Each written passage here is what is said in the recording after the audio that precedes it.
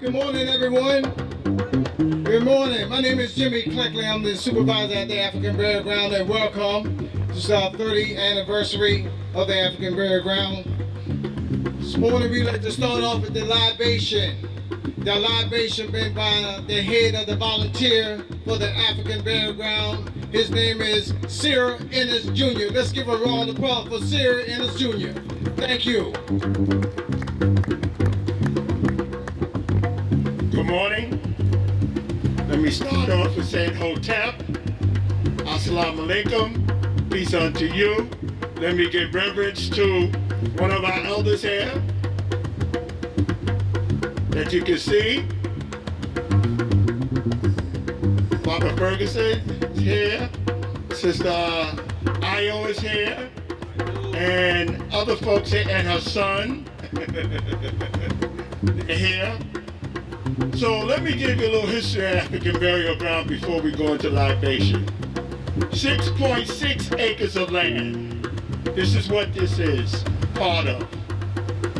At one point, Africans were brought here, building New York as it is today. When they had to be buried, they couldn't be buried in the churchyards of this country or this city.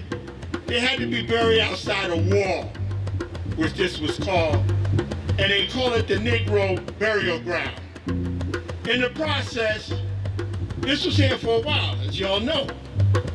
And as you can see, here's a burial ground that we're on right now, that over 15,000 Africans stolen from the mother country, brought here. When they died after being worked to death, they buried them outside that wall.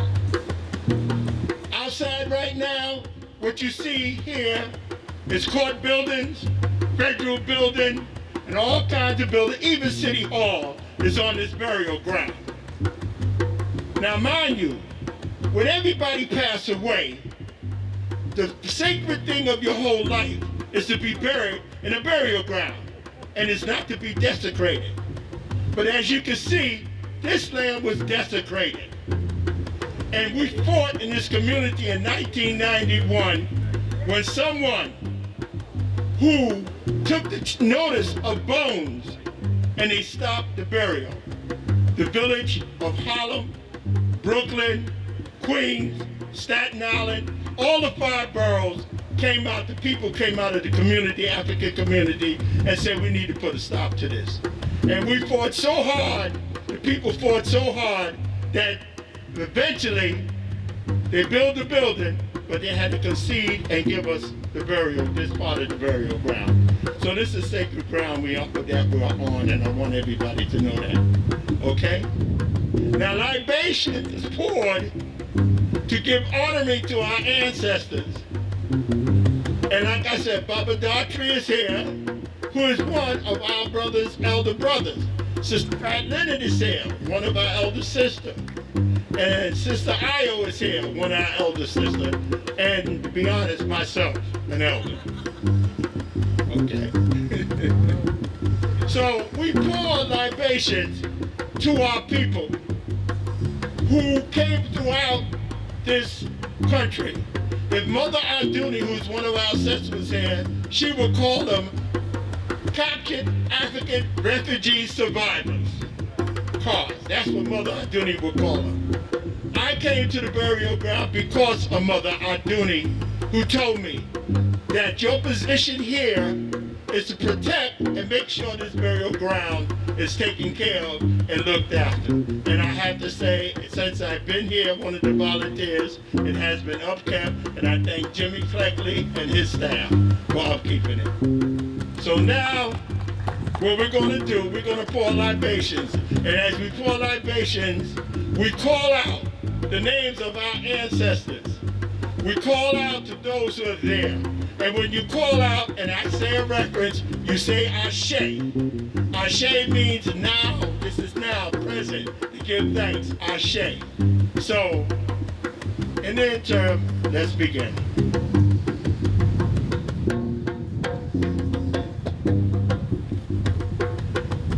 To our mothers and forefathers who lie within this ground and their children, I give honoring to Ashe.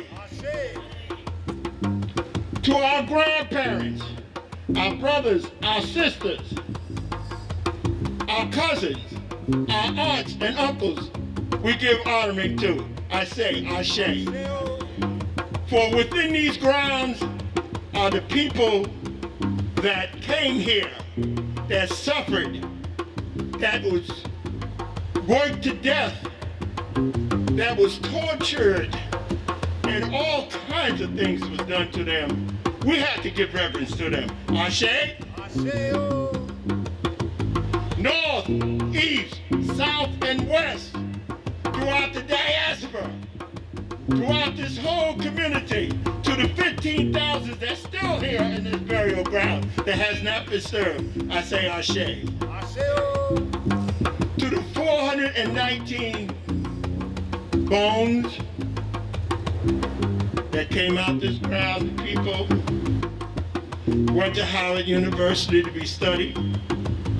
Be sure that these were African people. I say Ashe. Now, in this case here, what you do now, you call out your family members who had passed. These are our ancestors, and you call out our ancestors who have passed, and you say their names, and you let them hear you. Don't call it whisper to yourself. Let them hear you. When you say Malcolm X, Ashe. John Clark, Ashe. Dr. Ben. Come on, let me hear some names. You gotta call them names. Ashe.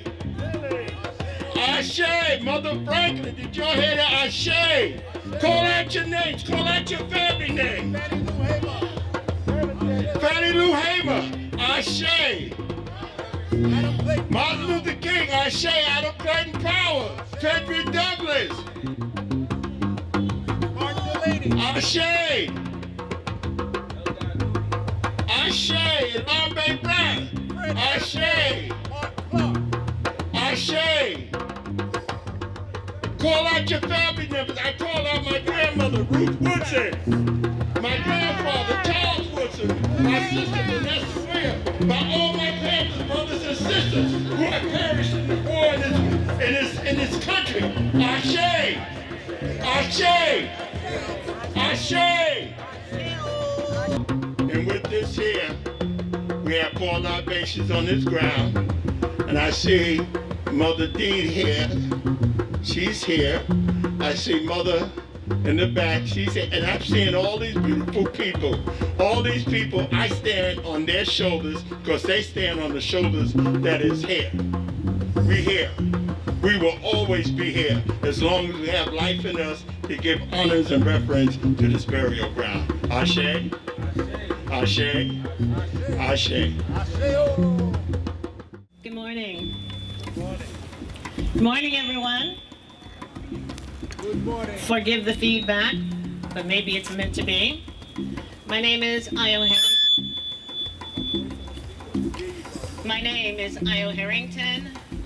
I am one of the founders of Friends of the African Burial Ground, and it is my pleasure to be here today to speak to all of you about some of the history related to the African Burial Ground. Someone has to do something about the feedback.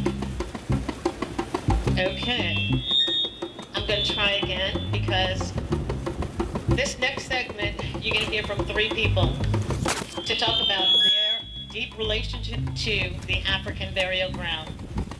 The first one is a legend.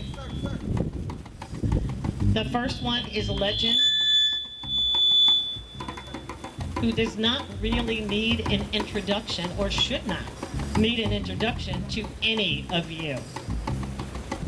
The Right Reverend Herbert Daughtry has been an activist, a spiritual leader, and a legend in our community for more decades than we care to remember. He comes from a family of 5 generations of church leaders and pastors, and his daughter now continues that tradition. Way back in the day, he was organizing. He was a member of CORE. He was a member of Operation Breadbasket. He has been the head of many clergy councils in New York City and Brooklyn and across the world. He has talked about issues related to people of African descent in his church, about civil rights, about Cuba, the Middle East, and South African apartheid. But while in his own community of Brooklyn, he has made sure to advocate for the education of children in our community, housing, and he was a great influence on the development of the Atlantic Yards. Today, in addition to being a person who was deeply involved in the African burial ground, he has been known across the country and across the world as not just Reverend Herbert Daughtry, but the People's Pastor. Here in Brooklyn, the People's Pastor across the United States, and the People's Pastor around the world. Without any further ado, Reverend Herbert Daughtry is going to talk to you a bit about the New York African Burial Ground Monument. Thank you. Thank you, Ms. Io Harrington. Thank you for the introduction. And, well, I guess you could make the introduction because you were there. You were a part of all of that about which you spoke. Coming here to the burial ground is always a heart-wrenching, deeply, deeply emotional experience. I see Queen Mother Berkeley, who's also here during those days. I happen to have been one of the first to go down into the actual site and see the remains of our mothers and our fathers and our sisters and our brothers. I had been asked to get involved. They were desecrating this area. And I remember, and I'm glad to see the young people here, I remember coming from Thomas Jefferson High School, where 2 young teenagers had been killed, Moore and Singer. And then coming here, we went down into the ground, and there they were. And around the remains were people coming from the various universities, and they were kind of gathering their own stash. Because after all, this was a gold mine. in terms of scholarly research. And I was told that some of the scholars were taking the bones even back to their houses. So there were two things that we had to do. Number one, we had to stop the excavation. And number two, we had to stop thievery, the desecration. The government didn't want to stop. There was a struggle. The names of Sonny Carson probably would not be remembered. Viola Plummer, others, Gus Savage, Noel Pointer. And what we said to the bulldozers, to the government, well, you might as well prepare us a modern grave, because that is what you will have to do to us if you proceed with this excavation. Well, they didn't want to make a grave for us, so they stopped the excavation. And then we insisted that they stop the stealing. And they did that. So what we had to do now is negotiate what would happen. This huge structure was not here. None of this was here. So we had to decide on what we were going to do. Well, a part of the program was Alexander Pace did a monument, because as it had, by the way, I gotta recognize, Cyril has been here forever. Always does these moving libations, but he was here forever. And as he has pointed out, the African burial ground is much broader than this small area here. And so over in 40 Square, we settled with Alexander Pace doing a monument to humankind. Well, we decided that Howard University would be the school that would be in charge. So no longer would scholars come from hither, thither, and yon and go down and desecrate the area. Howard University and Professor Dave Blakey would be in charge. So eventually, we settled on this area would be set aside. Inside the building itself, there is a moving presentation in various ways of the African life. There was another person, Jim Clickley, who has been one of the movers. Well, he's been our go-to person. He's the person that I personally, there are others who are in charge and whatever, but he's the man who is the go-to, and we give him a great big hand for the work that he has done. Let me try to hurry up and conclude. I just wanted to bring you up to date. So finally, as a kind of concluding ceremony, we went, the remains were taken to Howard. There were about 400, as Sarah said, 19 remains here. And then others were taken to Howard University. So we did a ceremony and brought back two large coffins, two small representing a boy and a girl, man, woman, the large coffins, and we retraced the slave route, escape route from Washington, D.C. to here in New York. And we held two ceremonies. One here, in which we interred the coffins that you can see, and then one in 40 Square. Now, one of the resistance that I still have, it is hard for me to come here and see this building is named after Ted Weiss, Congressman Ted Weiss. Good man, know him well. But this is an African burial ground. And how one of our leaders could recommend that there would be a name, a building named after anybody else but all of our heroes and sheroes and etc. And allow me in this moment of deep reflection, I hope I'm not taking too much time. I've been to so have Mother Blakely. In fact, she was there with us a couple of times. Goree Island.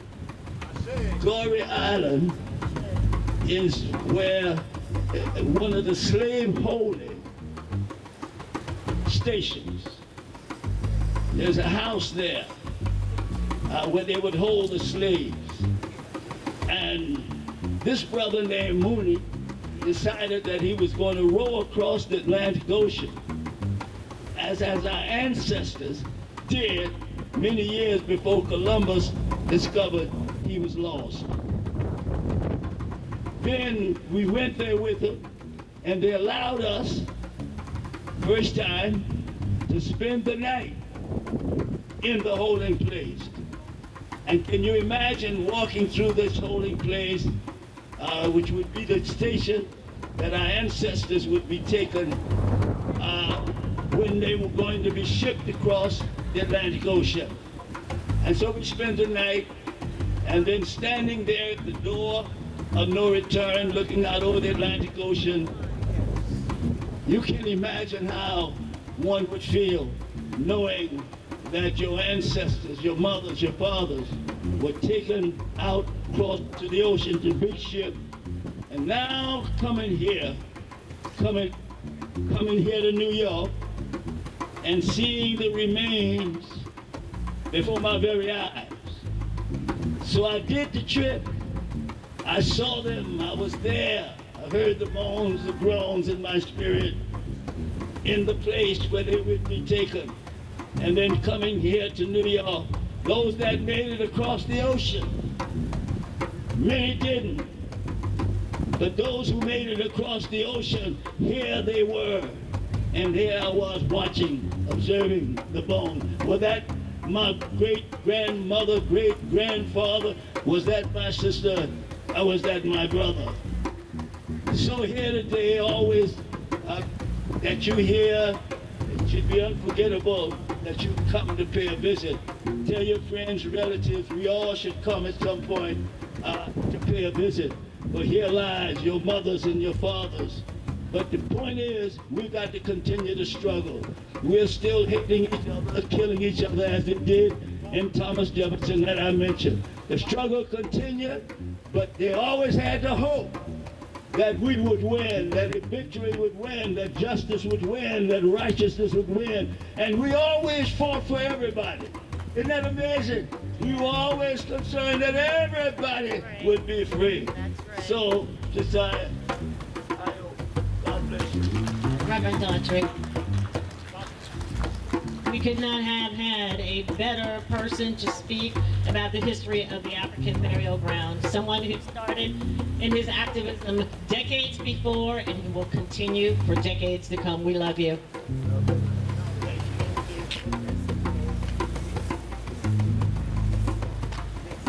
A hero and a shiro. Thank you both. I want to take a minute to acknowledge the drummers that are here today. They have been here all week, drumming every single day, spreading the message about the 30th anniversary of the rediscovery of the African burial ground. Some folks originally called it the discovery of the African burial ground, but it is the rediscovery. Please give them a round of applause, everyone. Thank you so much. We would like to acknowledge all those drummers, because during the time when we were establishing that, there were a group of drummers. We drummed across the street, and we set up vigils, all-night vigils, and we for at least a couple of weeks that we were a part of that process to acknowledge the presence of our ancestors here. So I want to acknowledge all those drummers who were over there, because I was with them and we stood there. And Mama Marimba from Hunter College, as continuation of the African Studies Department at Hunter College, they were here too as a part of that process. And we held court over there night and day, night and day, night and day. And we drummed all through that process so that our ancestors would know that we had not forgotten them. Yes, sir. Thank you. And the drumming continues. Thank you very much. You know, so many people did so many things that I wanted to acknowledge the drummer all night. That's right, night and day. And you know, nothing shakes up the slave master like drums. Yeah, when we started playing the drums, I remember being in Africa with some people, they would say, why don't they shut these drums down? But I wanted to introduce, I mentioned his name, I'm glad I did. I didn't see him over there, Alexander Pace. He's the one who did the monument that I mentioned over in Foley Square. Very bad. Yeah. There he is, Lorenzo Pace. Yeah, he's the artist. When you go to Foley Square, he's your man. He's the guy with the creativity. Creativity personified.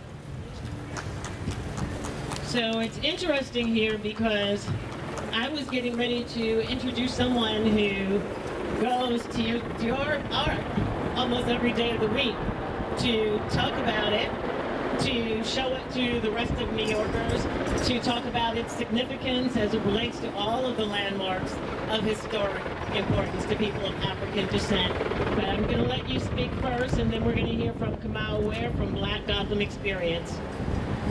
Thank you. Brother Herbert was here from the beginning. And I remember what he was saying is so true. But Peggy King Yorter, the person who really was the foundation of getting all of this done, and that monument, I had to struggle with Giuliani at the time because he wanted to unveil the monument on Columbus Day. I told him to go dump himself in the East River, you know. And I rewrapped the monument, and we celebrated the following week. That monument is the largest monument that sits right here in America of our enslavement. That's right there. There's no other monument in America that's larger than that. So we all have to understand that our ancestors, and what's so beautiful about our ancestors, we have two monuments. One right here and one right across the street. One right here. So it took me 10 years to build that monument over there. 10 years. And it was a struggle from day one because the American government did not want, like Brother Harry said, they want nothing to be put on this fight. Nowhere. They didn't want to honor our ancestors. And now we are. And now it is a place where anyone who wants to protest anything in New York City, where do they go? Right there. Thank you so much. We love you. I got you. So next we're going to hear from Brother Kamal Ware. He is the founder of Black Gotham Experience and Kamal Studios. I guess the best thing to say about him, to make it brief, is that he is an artist and he is a historian. And since 2010, after years and years of study and research, he actually has been carrying the banner and also educating people about all of the historic landmarks in Lower Manhattan. He does this through a number of exhibits, talks, panel discussions, photography, with themes such as Land of the Blacks, which is what this area was called, and the other side of Wall Street that Reverend Daughtry referenced, which the other side of Wall Street was like the other side of the tracks. We all know what that was, what that is, right? So, Kamal Ware, you want to come up here? He is I don't think that there's really a difference between being an artist and being a historian. And over the years, or maybe over just the recent years, he has become a partner and a friend to not one, not two, not three, but 4 generations of the Harrington family. So I'm going to let him talk about colonial New York. Ladies and gentlemen, brothers and sisters, Kamal Ware. Peace, everybody. How are we doing? Oh, I heard one piece. Thank you, King. Peace, everybody. How we doing? Come on, come on. I go. Amen. I go. Amen. All right, let's get the spirit up, my friends. I know we talked a lot about things that our ancestors have been through. I don't have anything written, just wanted here to like tap into the energy. I also want you to know that our ancestors are happy right now. You know, there's also a degree of excitement that we're continuing to tell their stories and to gather. And so we should also keep our heads up and be focused on the importance of connecting these dots. And so when we say things like Ashe, I go, etc., like keep that energy up, because this is also a victory. Yes, there's of course a struggle, but we're also, the winning comes from being consistent and staying at it. All right? And so I'll come to you with joy and excitement, but I also think it's important to understand the history, because a lot of times it gets obscured because there's power in the narrative. There's power in understanding our stories. And without understanding our stories, we often don't quite know where we are or where we're headed to. And so one of the things I want to make clear is that we have multiple different countries that all are intersecting with a very continuous black timeline. There were black people here before the Dutch, before the English, before we had the United States of America. It is a very constant through line that has happened here on this island, and the African burial ground is a place where a lot of those lines intersect. If you walk around the space, some of the stories are right here in front of us. They talk about the African burial ground grew a lot around the year 1712. What happened in 1712? One of the first militarized black rebellions here in New York against the British, because they weren't going to sit there and take their treatment lying down. They decided to organize, burn down an orchard. They took some lives in the process. So people grabbing weapons, fight against the British to take back rights, it's not something that started with George Washington or Thomas Jefferson. There were Africans doing that before there ever was a George Washington. But those kind of stories are literally buried over. And so when you see 1712, understand that black people were here before there was an American Revolution. In many respects, the American Revolution is black people fighting back and resisting enslavement that goes way back before we ever even had a constitution. And so part of the burial of these grounds and these stories is to hide the power that black people have when we come together and organize and determine what our future will be, and to tap into our ancestors and tell those stories. And in the 1600s, before we even had a Dutch settlement, there was Juan Rodriguez, who was an Afro-Indigenous person who came from what is now the Dominican Republic. He was here 1613. And then closer where we are right now, where Chinatown is by Columbus Park, you have people like Catalina and Domingo becoming landowners in the 1640s. And so when you understand the process of black people being here before there ever was a New York City, the first day there was in New York, you already had a black neighborhood called Land of the Blacks that started around the corner from where we are right now. Just curious, raise your hand if you already knew that. Lovely. Very important to understand, before there ever was a New York City, there already was a black community. And people are going to actually get more and more belligerent about the black body as time moves forward. Progress is not a straight line, my friends. Even the block behind us on Chambers Street, you got the Tweed Courthouse. Boss Tweed and those Democrats in the 1800s did not want black folks being free. Back then, being a Democrat meant you was working for the working class. The working class was white men. And so when you walk around this area and you see even people like Thurgood Marshall Courthouse, keep in mind also, we have a segregated school system in New York. The biggest one we have in the country is right here. And so understanding the history of black people in colonial New York and moving forward is the history helps you connect the dots and stay in tune with the power of these narratives and these souls. And part of being in tune with them is understanding that right now, we have black people present and those below us, and we can feel connected with them, and they can be celebratory with us because their stories are not forgotten, and that's the point. Not to forget these stories, not to forget the past. Thank you for your time. It's a pleasure to come here before you all. So when I say what's up, I want to get some energy back. How we doing? All right. Doing great. There we go. That's what's up.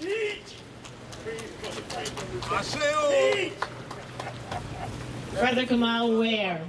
So, you know, We're running a little bit behind. We have some very important performers who have taken time to be with us here today. And by the way, this whole weekend is Indigenous Peoples Week, right? So we have coming up just before Redhawk from the Native American Arts Council, we have singers that are in the back and coming up right this second. There are 4 singers, and they are already here. I knew that. And so this is Soar of Lewis and Kirk Music. Welcome to the African Burial Ground. Sing and soothe our souls. Ashe. Good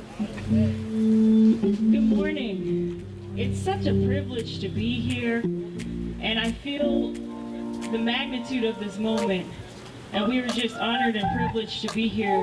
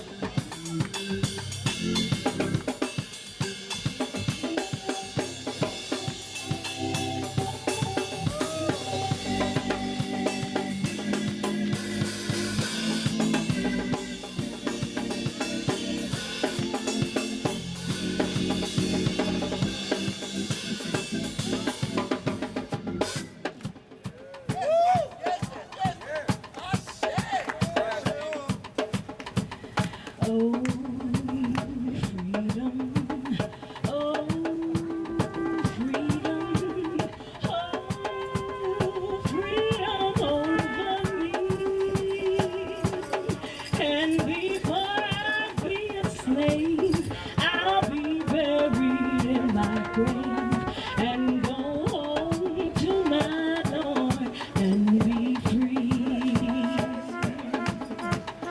Oh, freedom. Oh, freedom. Oh, freedom over me.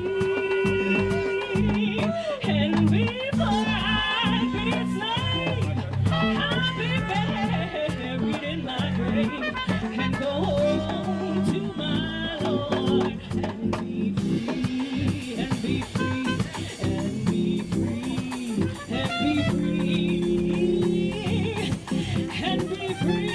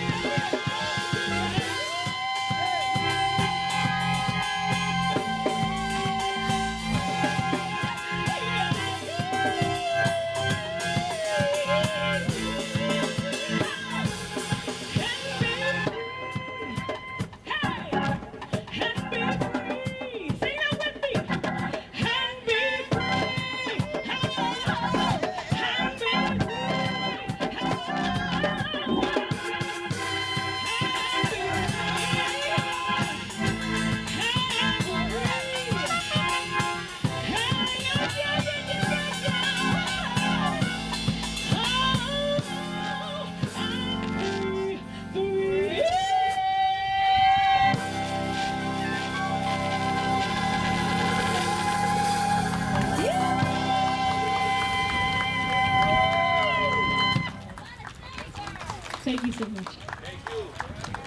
Uh-oh.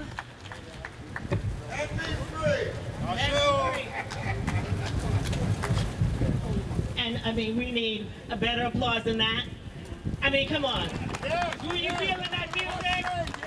Were you feeling the music? Thank you so much. You guys were amazing. Exactly the songs and the words that we needed to hear here today. Thank you so much to Zora of Lewis and Kirk Music. We are now going to have a presentation by Redhawk, Native American Arts Council. They are getting ready to come to the forefront, but don't get me to start singing here, because I'm feeling like it.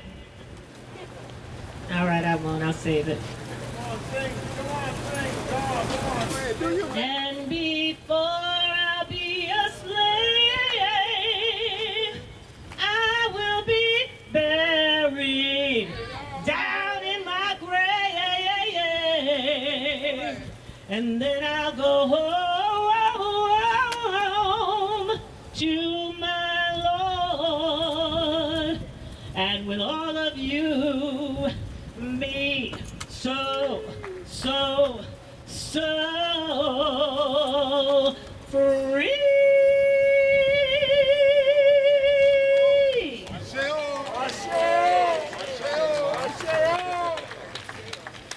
I'm leaving. I'm going with the band, folks. Only kidding. It's a great honor to be here. You know, it's hard to talk about the history of this country without talking about the shared moments throughout history that indigenous people and African people shared throughout history. But you know, today, this weekend actually is Indigenous Peoples Weekend.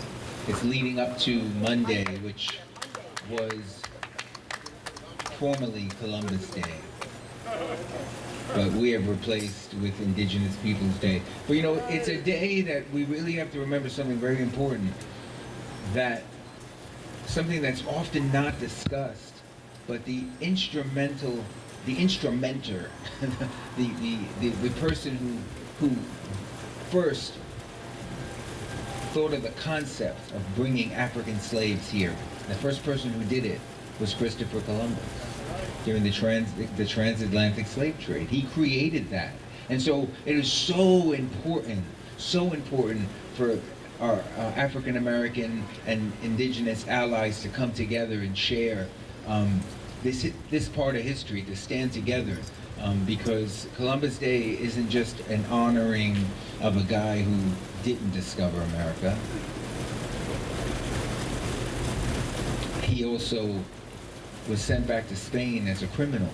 And so, standing on these grounds, it's very powerful. But we also have to look back to how that all began. How did this moment here today tie into something over 500 years ago? And so, we share this camaraderie as indigenous people and African people. I myself am both. I'm part indigenous and also I'm part African as well. And so my ancestry has that bond, has that tie. We share these drums, and the story of these drums, and because we know that the beating of this drum represents the heartbeat of Mother Earth. We also have to remember the land that we're on, and that we are on the land of the Lenape. Lenape Hoki is what they call this. The Matahatta who lived here. The Dutch who built a fort at the end of Manhattan, where the Lenape said, hey, can we use this land? They said, sure. They didn't expect they were going to build a fort. And they built a wall, which is still there. You could follow this old trail which goes down Broadway. And at the end of Broadway was a wall where they built Fort Amsterdam, where they traded. And later on that became known as Wall Street. And that wall was built mainly to keep out indigenous people. And so, this whole Lower Manhattan, all of Manhattan, this conversation of the connection between indigenous people and our African American brothers and sisters, that story goes on. And so I want to share a song for the people that are buried here. And it is my understanding that there are Native people who are also buried here, as I was told, yes. And so I'm going to share a song. I'm actually going to use my flute. Because the flute really tells the story of love. It tells the story of coming together, of sharing the breath from our heart, and turning that into love. And so I'm going to share this flute song with you.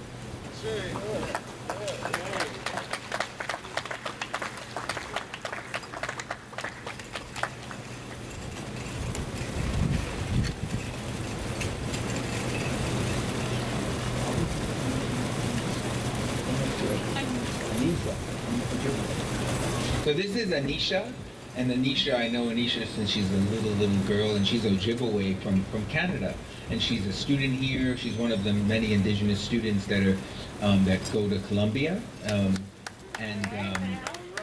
she is going to share a dance. Come step up so I can tell a little story about this beautiful dance that she says. These jingles on her dress represent a rain, a healing rain. a rain that came to the earth and helped to heal a young girl who was sick. And her grandfather had a dream, a vision of 4 women dancing to the sound of rain, and that rain that came to the earth healed this young girl. And so when the grandmother woke up and the grandfather woke up, they made these dresses and they taught the girls how to do the dress. There's 366 lids on this dress, each for a prayer. One for a prayer and one for each day of the year of prayer, and that one special one.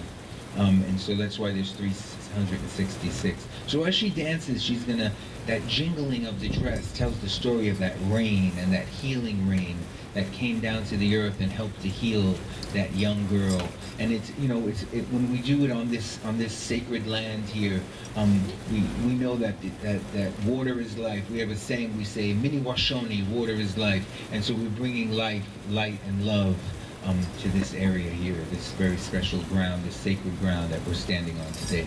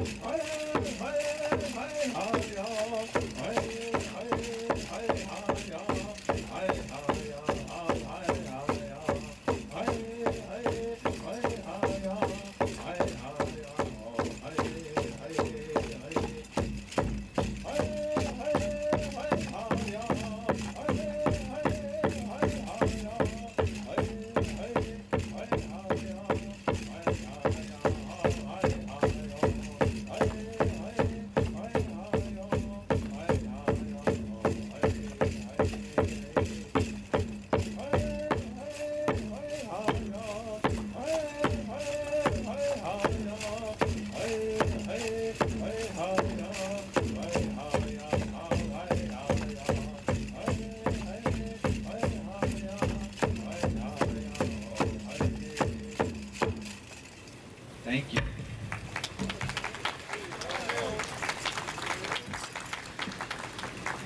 This next dance, Desi's gonna do, and Desi's Cherokee. You know, we often talk about, you know, indigenous warriors, and we think about the stories that we tell. This particular story is a very sad part of American history. This dance tells the story of Chief Joseph, and I don't know if some of you are familiar with who Chief Joseph was, but Chief Joseph was the leader, the chief of the Nez Perce people.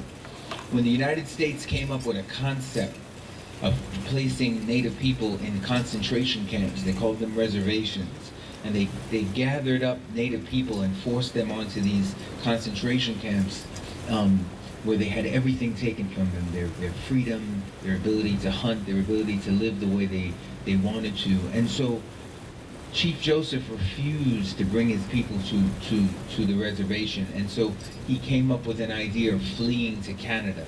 And so as Chief Joseph gathered his people, men, women, children, on their flight to Canada, they were pursued by the United States military. Eventually, they were captured, I believe it was about 40 or 50 miles from the Canadian border. But as they were fleeing, the government, the soldiers were firing howitzer cannons at them. And so the people would listen to the cannon sounds, and they knew exactly when the cannon burst, they knew they had a whistle, and they'd all lay on the floor, and then the cannonballs would explode. They'd get up and they'd keep going. And so this dance, called the Duck and Dive Dance, tells that story of Chief Joseph and his people as they fled, attempting to reach the Canadian border. And so as the drum beats, Desi will duck his head down, telling that story and giving honor and remembering this part of history. So this style of dancing that Desi does is called Men's Northern Traditional. This is a warrior's dance.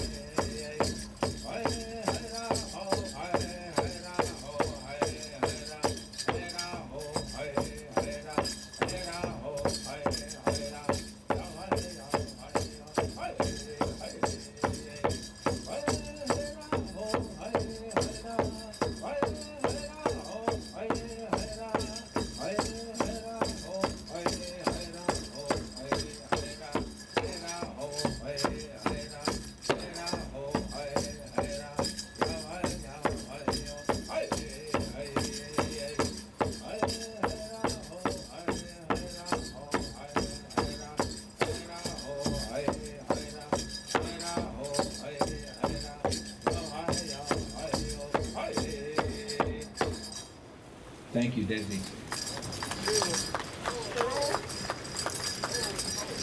It's a great honor to be here today, to be able to share some of our dances and culture with you on this very special day. This very special day and this very special weekend, because it really talks about, when we can move away and from honoring Columbus Day, it becomes a very special time for all of us, because we have to remember the union that we both share as indigenous people and African people.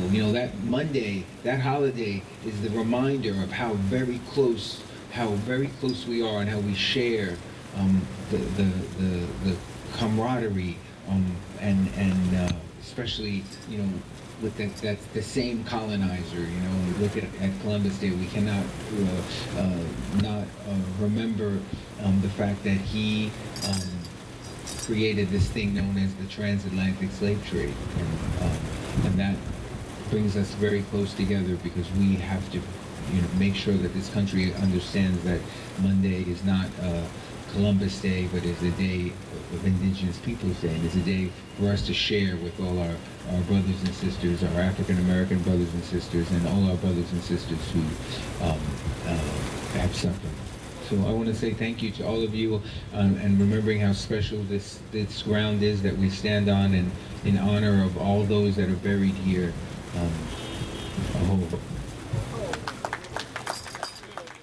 Hearing nothing, at 2:30, there is going to be a dance performance by the Uptown Dance Group. And in the meantime, network. Reacquaint yourselves. Go through the memorial. We have several upcoming events. This is not the end of the events that are being planned for the 30th anniversary of the rediscovery of the African burial ground. In the coming weeks, there will be a panel discussion with hopefully representatives from all of the African burial grounds that are located in New York City. This is not the only one. This is the one most well known around the world, but there is the Stanley Ground, African burial ground in Staten Island. There's one in Elmhurst, Queens. There's one on 126th Street, Van Cortlandt Park, Flatbush, East New York, and other places. One thing that we all had in common was we had to fight, we had to struggle, we had to struggle and fight just to get respect for our ancestors. They took the remains that were excavated here and threw them in the basement of the unused Tweed Courthouse. And I was to speak earlier, so I'll tell you a little bit. In high school, I went to an all-black high school, but it wasn't black enough for me. So me and my other one blacker than everybody else friend decided to create a black student union in our school. And guess what? Everybody joined. Fast forward to 1990, and so we did what? We talked about Pan-Africanism, we created a black arts club, and of course, we started a band. What high school group does not? Fast forward to 1998, I got a call from my high school co-founder of the Black Student Union in the black school. His name was Michael Blakey. At that point, Dr. Michael Blakey at Howard University.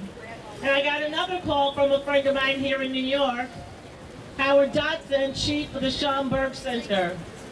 I headed a 200,000 member parent organization for public schools at the time.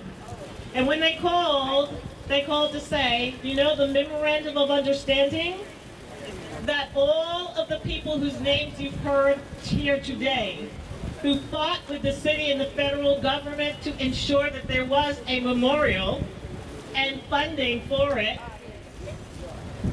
That agreement that required an education component, a research component, and a memorial component was not being funded, and they were not adhering to the part of the agreement that required the input from people of African descent every single step of the way. And so they needed an organizer. That was kind of me. And although I had been an advocate, I had not been a leader for the African burial ground. And very quickly created Friends of the African Burial Ground, an advocacy group that with other descendants and other leaders really launched the second wave of advocacy for the African burial ground. We held our own public hearings. We did a media blitz. We did things that were much easier than were done when originally the African burial ground was rediscovered.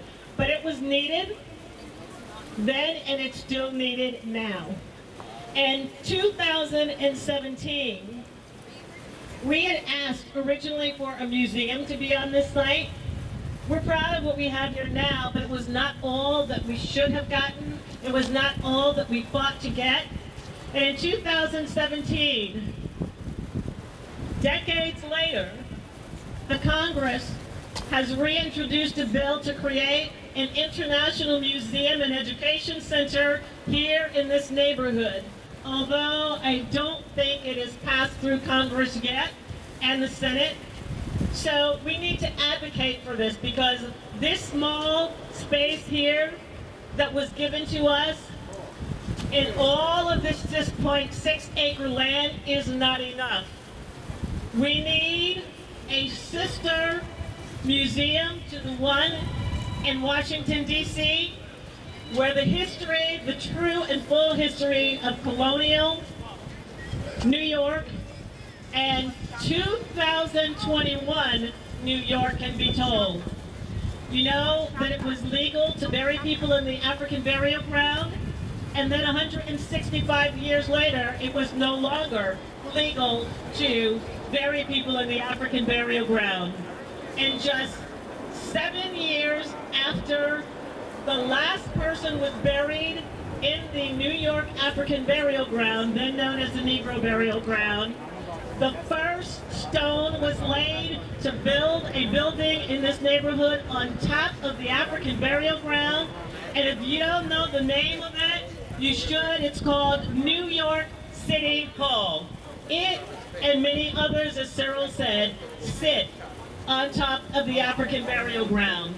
So I don't have much more to say. I could go on forever, but I think Brando would like to say a few words. Is that correct? Okay, just checking. So Brando, who is one of the main rangers here for the National Park Service, will now carry you through the rest of the day. Thank you so much. Ayo Harrington. Thank you everyone for attending the 30th anniversary commemoration of the African Burial Ground rediscovery. My name is Brando Brandini and I am the lead park ranger here at the African Burial Ground. We're super grateful for having you all. We do have some poetry that will be playing on the PA system. These were individual poetry submissions submitted during COVID for an event we did in March titled the Still I Rise Poetry Fest. It was a tribute to Dr. Maya Angelou, who actually came and spoke in our dedication ceremony. So I do invite you to listen to the poetry, enjoy. We also have some tables where you can check out the tables. We have historical artifacts. We also have some crafts. There is doll making going on. We also have some textiles and cloths of Africa, as you can see. There are rangers around the site if you do have any questions. This afternoon, we also have the architect of the memorial, Rodney Leon, will be here giving a talk on the memorial. We also have a dance presentation at 2:30 coming from Harlem, Uptown Dance Academy. So you can check that out. We also have a list of scheduled activities on the table. Again, thank you so much for coming and enjoy the poetry and our activities. I'm always myself. I would rather you dislike me for being actually who I was right in what I believe in. I will proudly continue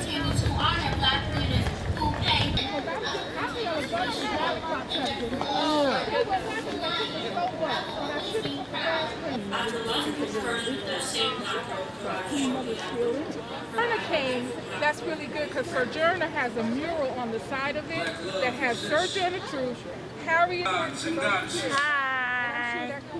But I got purists of truth that allow us to keep our heads high even in the presence of news.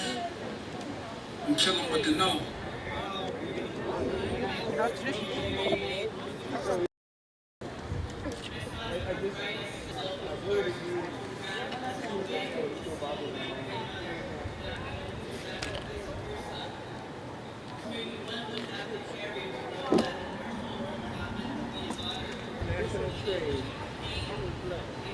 remember learning that in college, and people thought that's a new concept.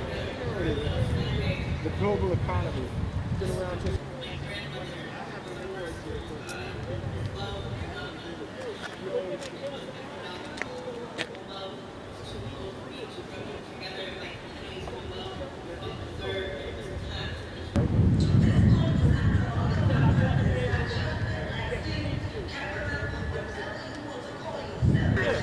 Chapter 10. Yeah, please send me yeah, you always speak very well. I had you guys at a thing we were doing for the cultural fairs, and you guys came and you were very eloquent, you know. Yes. So, you know, and the Nubian Empire. Comedic. Right. Yeah. So that's quite true. You know, so yeah, it's all about the story. Let me get that on tape, Pat. Tell her about it, Pat. Okay. Oh yes. Okay. These are handmade textiles that come from West and Central Africa, primarily. And this is some of the beauty that is created by these Africans. Now, this is from Ghana, and this is called woven by the Ewe people in northern Ghana, which is a little different from the Ashanti people who weave more geometrically. You can distinguish it because the Ewe people use symbols, right? So this I had this commission for Black History Month because of the colors. This is also a piece of Ewe, and I want you to just note the symbols, the symbolism, which have different meanings, of course. No, this is all from Africa. This is hand-woven raffia cloth, which is one of the earliest textiles in history. It's from the bark of a tree, and to do all of this work is very labor intensive. So what they do is they take the bark off the tree. There's a whole process where they stamp it and lay it out, and get it ready for weaving, because all of this is hand-woven cloth. So when you see African textiles, authentic, not the copies, because you got a lot of copies running around, and you have to know the difference. This is also a shoke cloth from Nigeria. Isn't that gorgeous? This is the newer versions of that they use weddings and, baby ceremonies and things like that, where everybody gets all dolled up. So cloth is a status symbol in Africa for the most part. So you can always kind of figure out who's who by the kind of textiles they wear. And if they have on something like this, usually they're from a higher position, because these textiles are very expensive by African standards.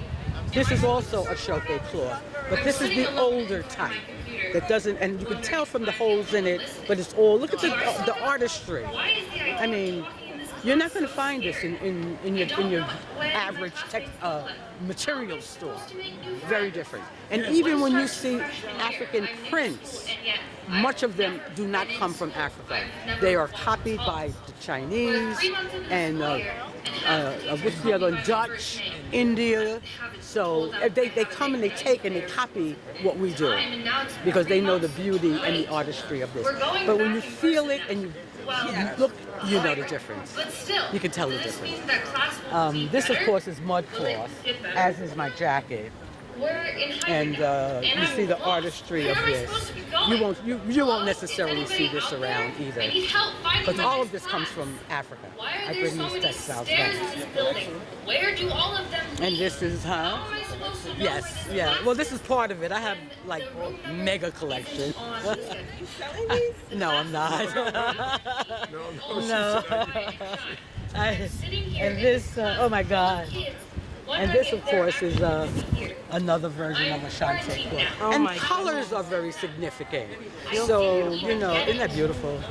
And this, so, you know, everything has a meaning. There's nothing that is just arbitrary. You know, you can use it as a piece of art. You can wear it. They're multifunctional. But most people now, in the modern days, people are making textiles into outfits. But traditionally, most textiles are just wrapped or worn the way I'm wearing this now. This is from Burkina Faso. This is also a beautiful piece of cloth. I think Virgil Abloh got in trouble for this, for Louis Vuitton. Oh, yes, yes. With the fabric in the fashion show. Yes. And they were like, that is not what you do with it. Yeah, no, you do, that's right. You know, because there is a tradition. Right. Well, he was trying to offer his heritage. Yeah, but today things are changing. But when you're in Africa, most women who dress traditionally, it's always a wrap.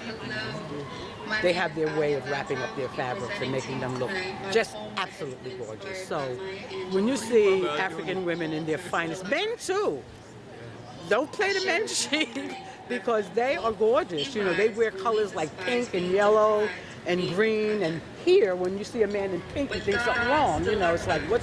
But it's quite normal. And they wear these beautiful fabrics, just like women, and they are gorgeous.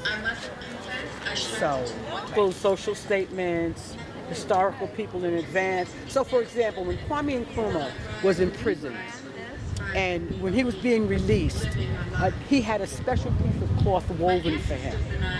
And the name of the cloth was, This Has Never Happened Before. So when and it's a blue cloth. I didn't bring it because I just couldn't carry it off. No, it wasn't indigo. This is the indigo. Yeah, but it's a blue textile like this. And he came out and, you know, so now that cloth, when you see people wearing that cloth, is significant of Kwame Nkrumah's release from prison. So, you know, these are the kinds of things, and they're worn for special occasions like festivals. This is Ewe cloth. I had this made for me for Kwanzaa some time ago. I asked them to do something special for me. This is your fabric? This is mine. And if someone else wears that, they're your relative? No, no one else is going to wear this. Okay, there's only one piece here. Got it. I have another piece at home, a smaller piece that I wear at the necktie. I wear it like, okay. How's that? Hold it.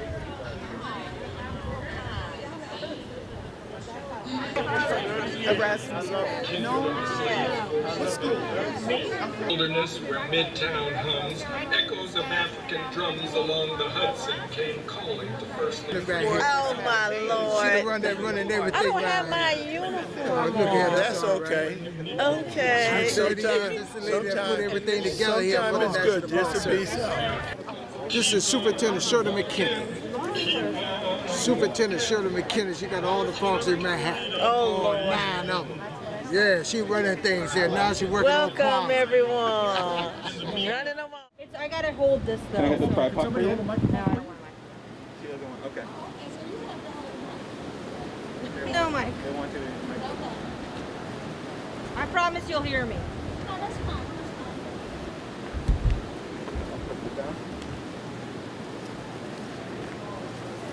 All right, if anybody's interested in the Ranger Talk, we're going to go ahead and get started right over here.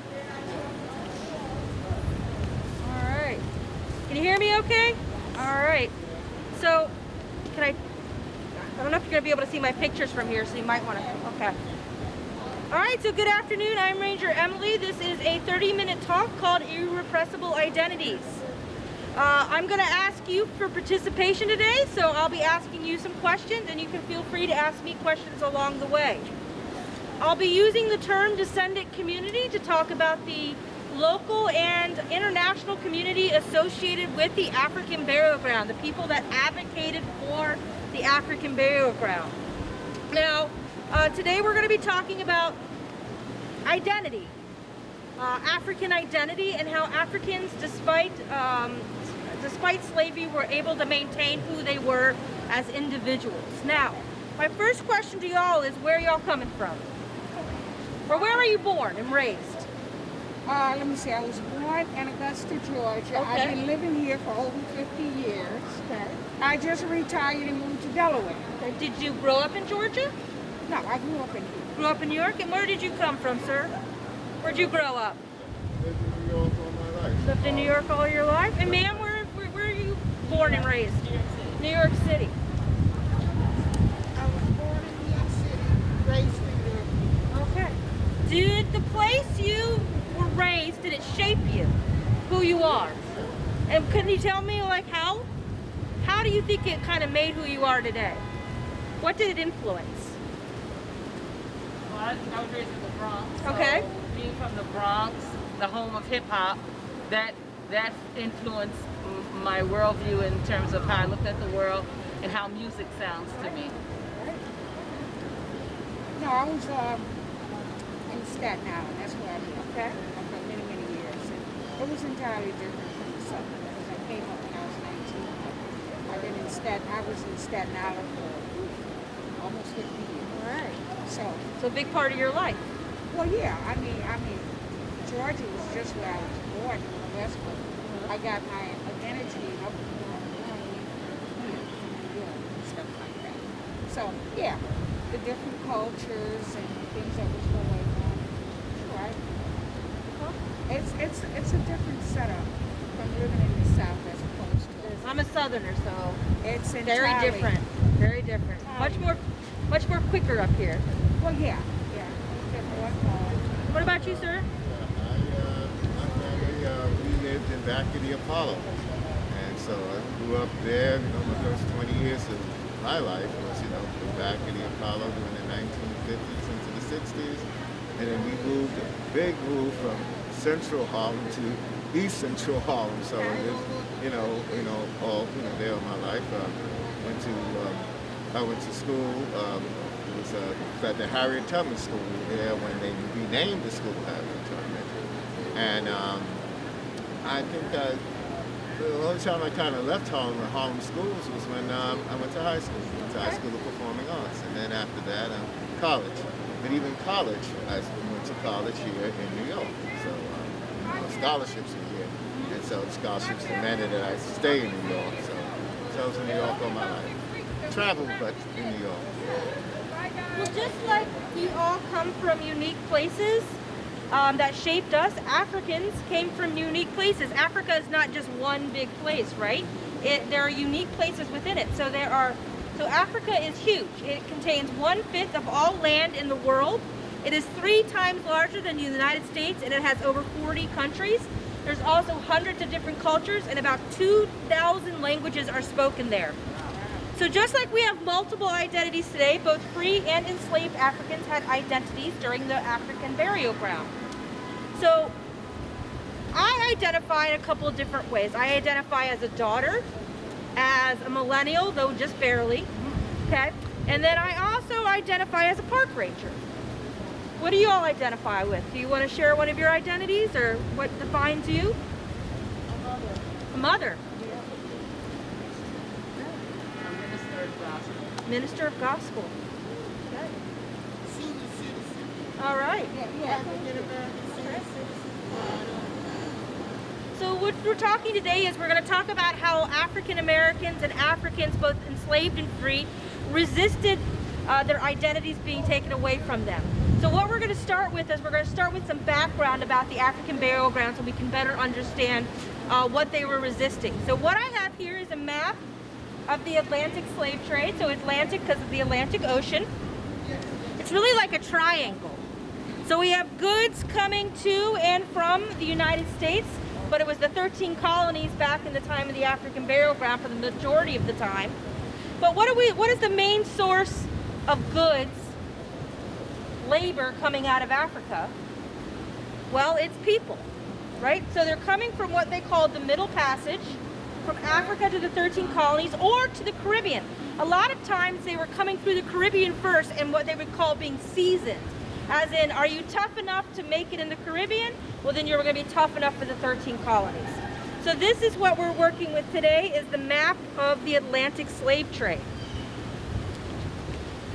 Now this is a picture of the one of the slave ships. This is an economic system slavery, and Africans were not treated any better than goods. Many of them were captured in Africa, brought over in hulls of ships. They were packed tightly. Oftentimes, most times, not given enough food or water, so many of them would perish on their journey here, or they would perish when they arrived, or just be very weakened from their conditions. Now, the first Africans arrived here in New York in 1626.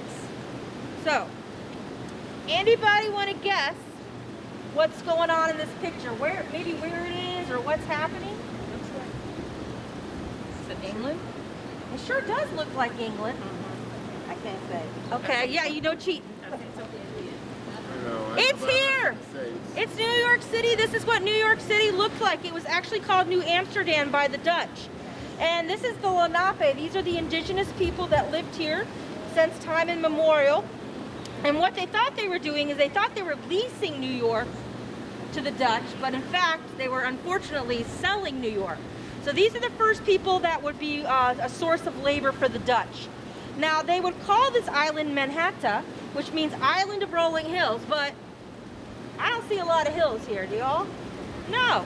So what they did was they leveled these hills in order to build the buildings and infrastructure of New York, but fortunately for us, 25 feet deep of dirt, which is the same height of this memorial, so that's 25 feet tall, covered the African burial ground. So that is why the African burial ground was in such good shape, was because of the construction, the dirt that got moved over it.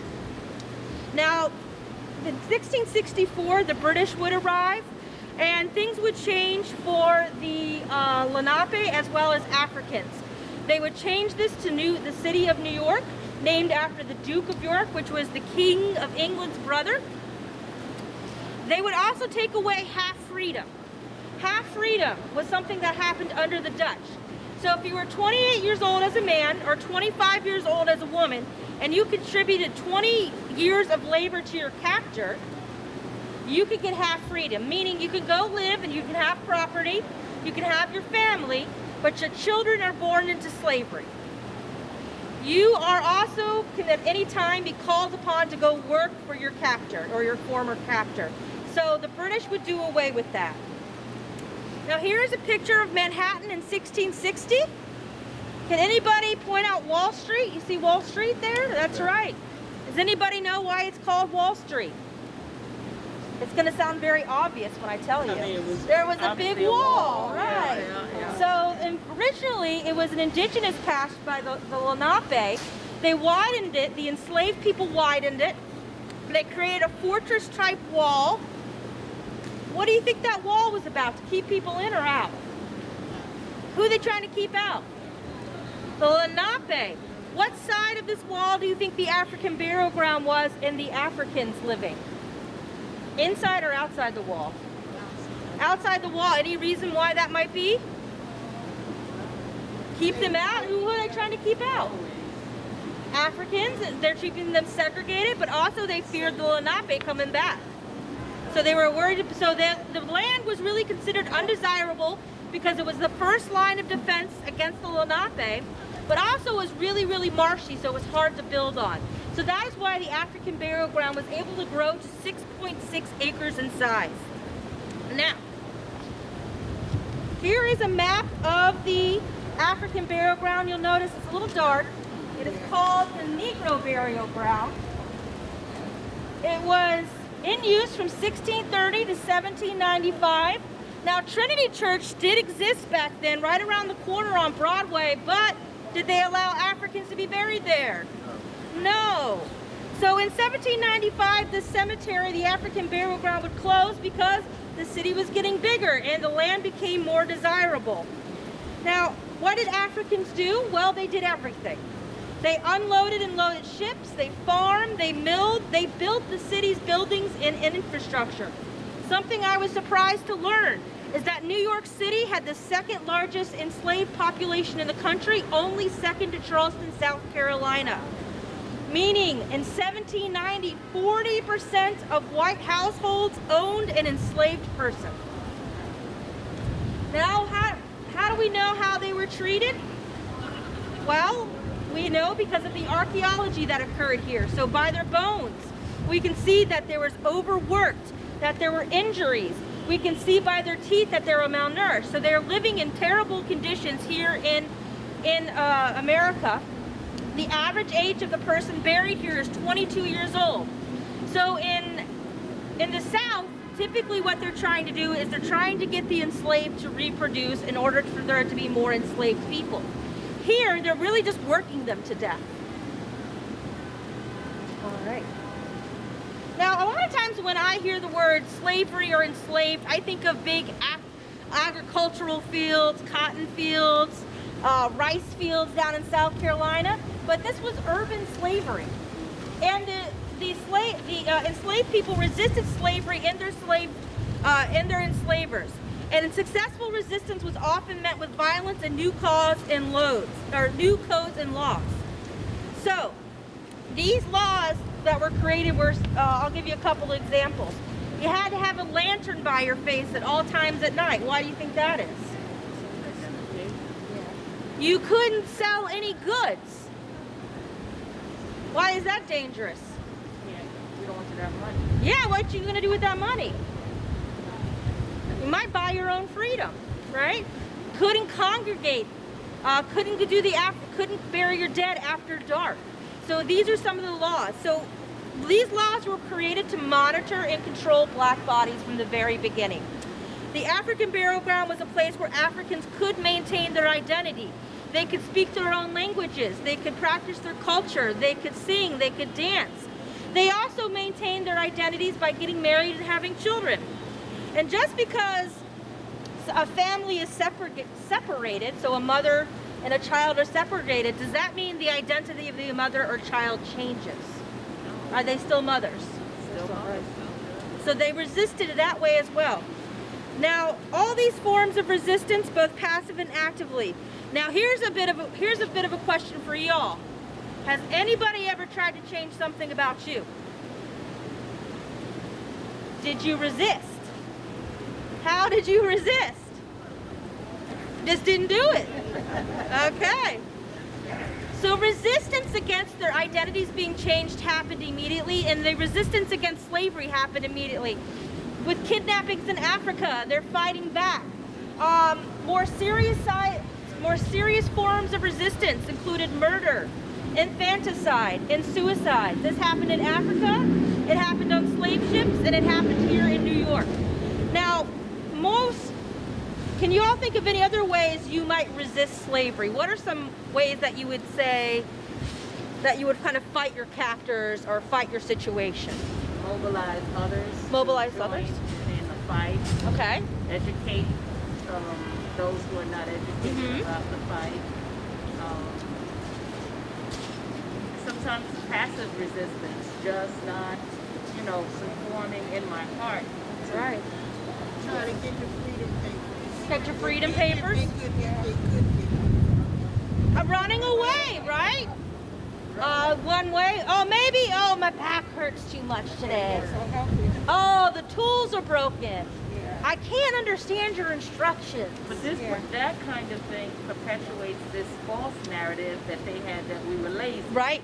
It's resistance. It's not laziness. It's not laziness. It's resistance. Exactly. So there's subtle ways and there's active ways of resisting, and those both occurred here in New York. Now, uprisings also occurred through the 1700s and 1800s. Slavery was abolished in New York in 1827 and the United States in 1865 with the 13th Amendment. And resistance occurred through the 17th and 1800s. During Reconstructions, we have some of our first black representatives who are resisting the status quo. And then we have jumping forward in World War I and World War II, we have African Americans and soldiers returning from World War I and World War II, and they are resisting through riots, through protests, and through organizations. We have the creation of NAACP in the early 20th century. Now, this is what I kind of think of resistance when we're talking about the 1950s and 60s. What kind of resistance is happening here? That's at the counters. Yeah, Protests. What else was going on in the 50s and 60s? How were they resisting those identities? It is. Education. More Africans were being educated formally. We always had education. Right. We had a verbal tradition of educating one another, but now they were more in colleges, more engaged in formal education. So that's one way to break, to break the stronghold. Anybody else want to share? Freedom riots? Bus boycotts? Yep. SNCC? Okay. Now, Africans inhabited the northern part of Manhattan until they were pushed northern towards Harlem, and much of their history was erased as they were pushed northern. Now, the General Services Administration, the GSA is what I'm going to call it today, they are the ones who built this building behind you. They purchased the land that we're standing on today, and in 1989 from the city. And they said, and the Antiquities Act of 1906 says that the federal government has to search for any artifacts or any historical remedies here.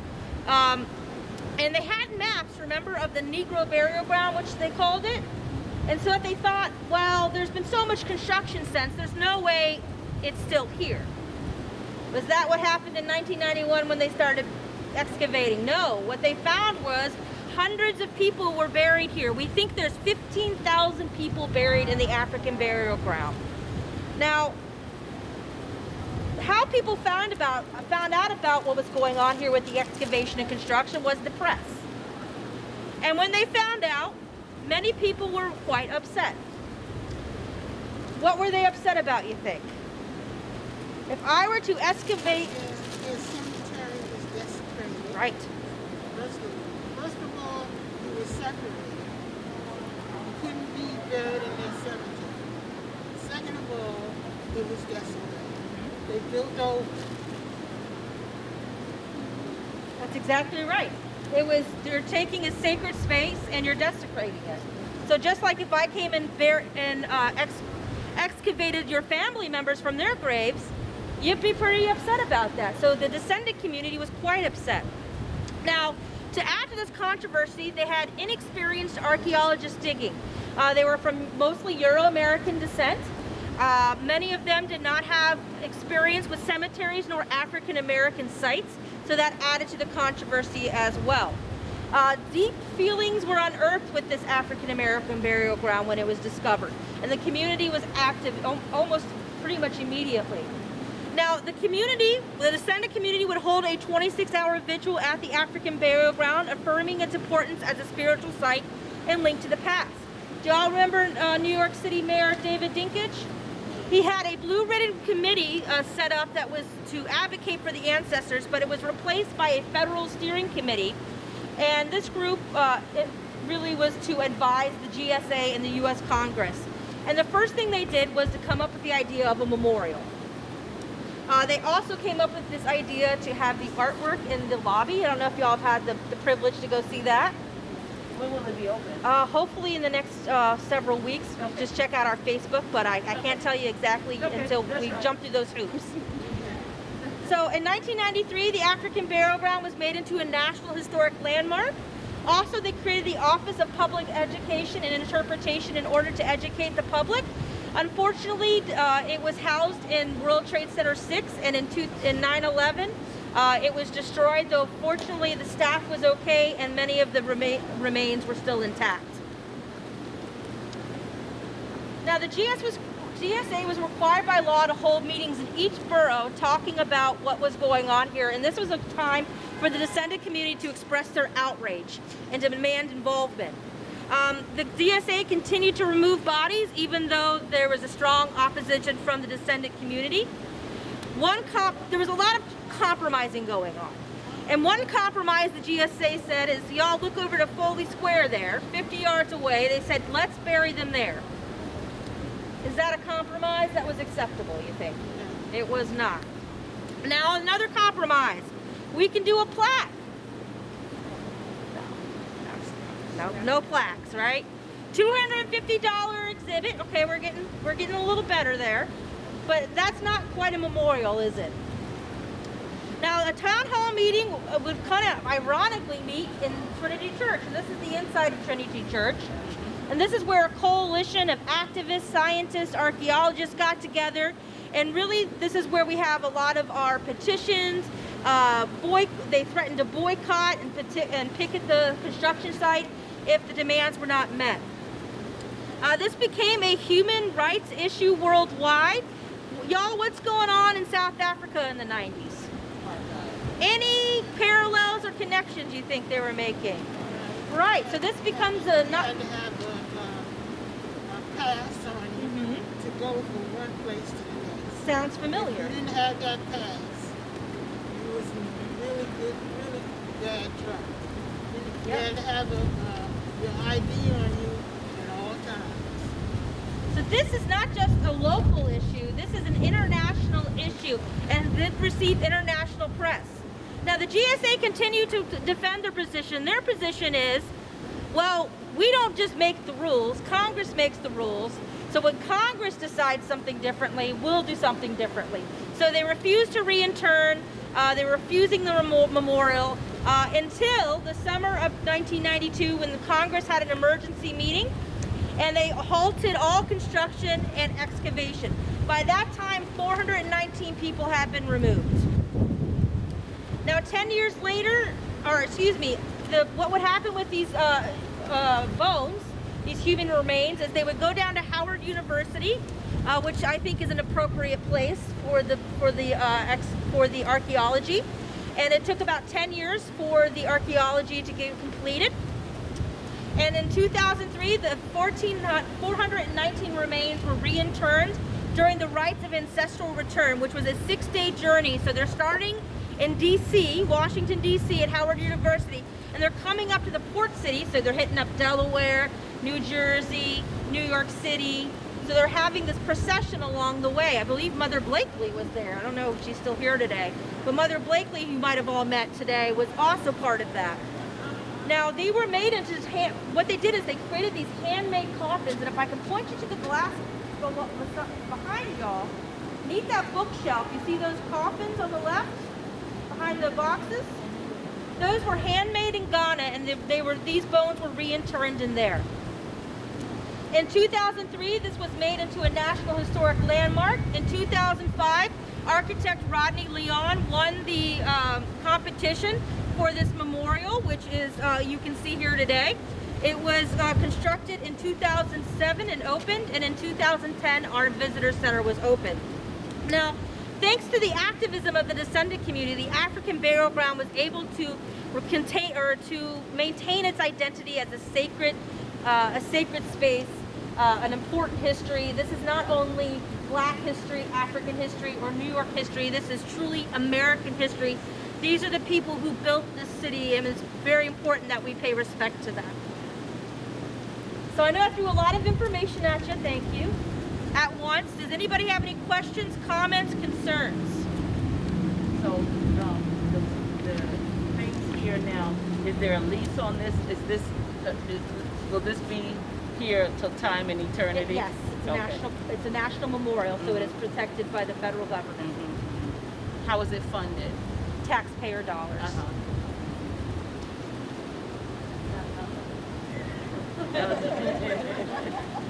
Yes, sir. One of the things that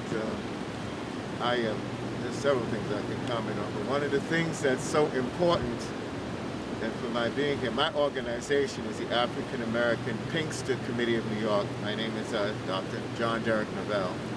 And Pinkster is the oldest African American holiday of the nation, much older than Juneteenth or any of the other holidays.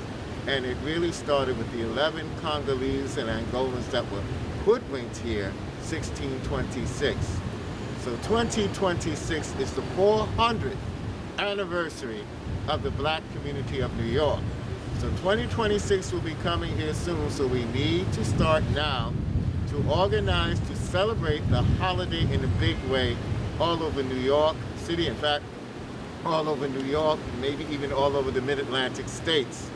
Because although a Pinkster started here, Pinkster, yeah, and even though it started here, it spread all the way down the Mid-Atlantic to Maryland, and at the early time, Vermont was part of New York, so it was celebrated in Vermont, and New England celebrated it, but they called it Election Day because in New York we had the election of the African Pinkster King, and he stood up for the enslaved community all the way up until they eliminated the holiday in Albany because his power was too great. They built the state capitol on top of the burial ground in Albany, the Pinkster Hill burial ground, and for that we're also fighting for there to be a proper monument there because the state capitol's on top of our ancestors.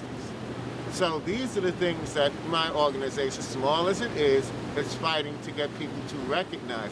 And we hope that Pinkster will be made a national holiday. I mean, we're glad that there's Juneteenth, but Pinkster was celebrated at half of the United States when it became the United States. So we need to celebrate that. Yes.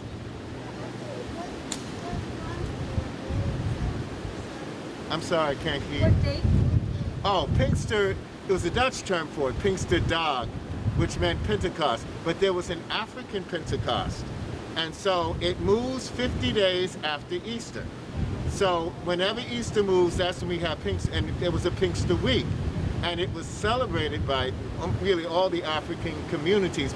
The 11 Congolese and Angolans were part of the Congolese Empire under the Manikongo Emperor, and they were a Catholic community of the 1400s, run by the Manikongo Emperor and his family, and across the river, the Angolans, which meant the highborn, the men and women of Angola.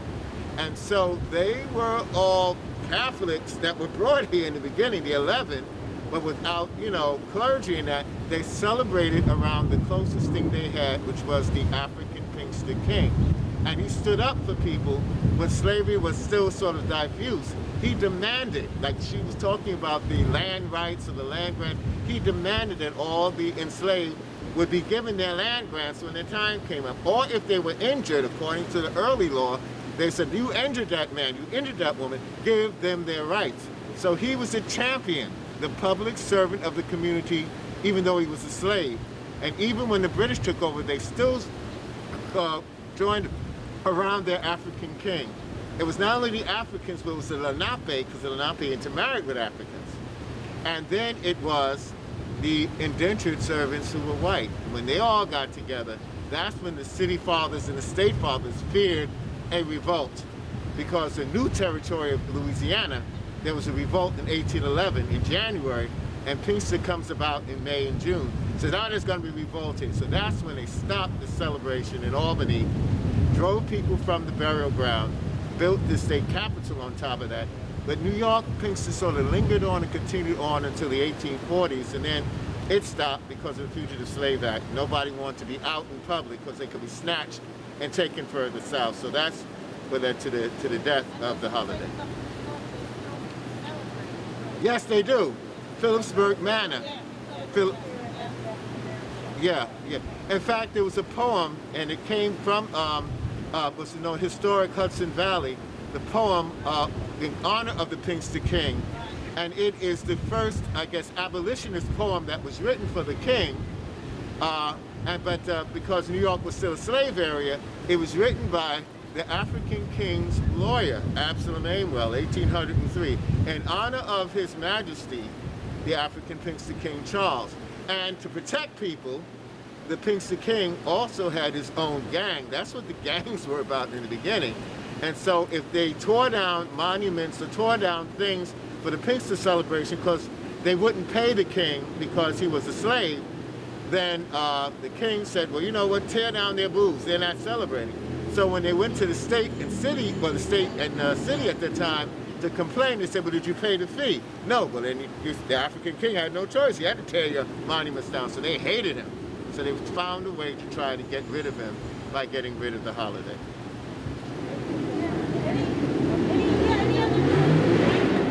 Reggie's the second person I heard talk about it, ever. Yeah. Any other questions or comments? Well, thank you all for coming. I'll be hanging around if you want to talk. Thank you. Enjoy your visit. But I just want to know how to make pens. Your process. I can learn. So do another one. Okay. Okay, you ready? So you're gonna pull this tight. I say pens now. 1, 2. It's a he. He just has hair. Expert now. No, I'm joking. Are you ready? Don't underestimate. I know it. Last but not least. This is our last set of hair, okay? Yeah. And then we're done. And then we gotta put clothes on him, okay? So you wanna pull this together for me? Two hands. 2 hands. Got this. Got this one. Even with this, and this is little package tackle. This would come off here. This would slide off this. Right. And then this would put your feet, your ankles at your feet or your ankles in it, depending on how they are on the ship. You can see here how the ship is. His victory of a black man against the system was my victory. Oh, it was I'm here. on the steps of the courthouse with Yeah. my mother and all the people. $400,000. That's the price of freedom.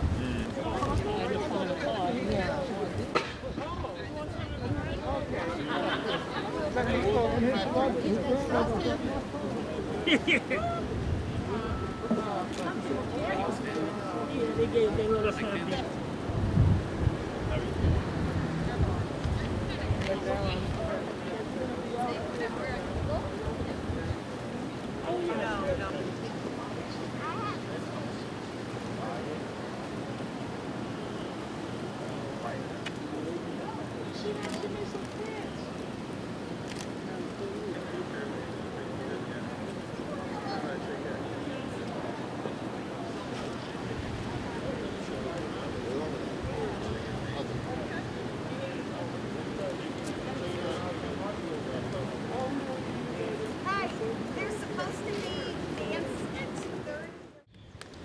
We were here yesterday and we did our Kingdom of Soul show, and we promised everyone that we would come back, and we are showing our second act of our Black Nutcracker. Okay, so I'll tell you a little bit about the Nutcracker. Who in the audience has seen the Nutcracker before? Yes, it's a ballet. It's probably about 200 years old. So how is ours different? It's set in today's time, and it starts with Clarice and her brother Freddie, and they have a Christmas party, but their uncle is a magician, and he gives Clarice a Nutcracker doll that comes alive. And after the party is over, she goes to sleep and she wakes up and everything has come alive. The mice are alive, the dolls, everything is human size and they've come alive. And her Nutcracker doll gets into a big, huge fight with a queen rat. And they fight and they fight, and the queen rat is killed. So then Clarice and her brother go out into the snow, and the snowflakes are alive.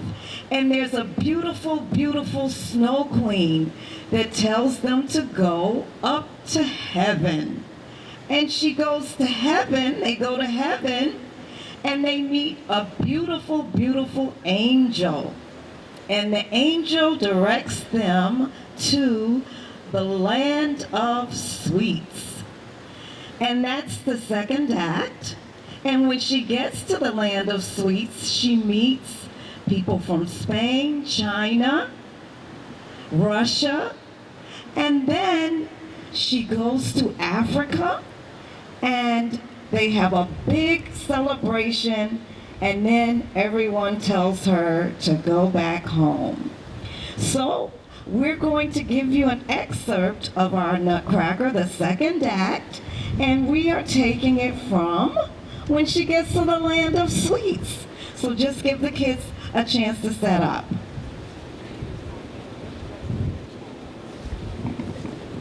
Great.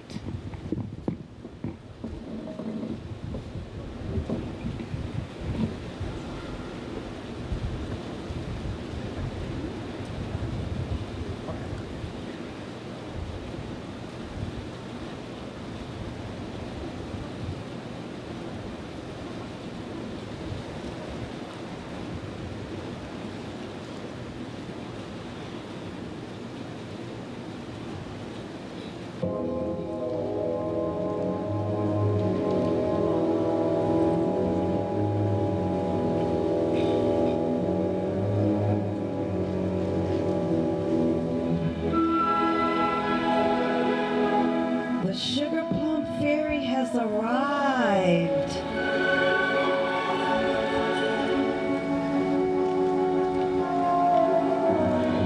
There's a person from Spain.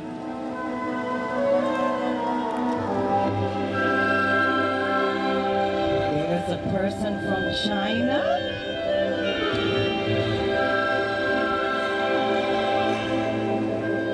There's a person from Egypt.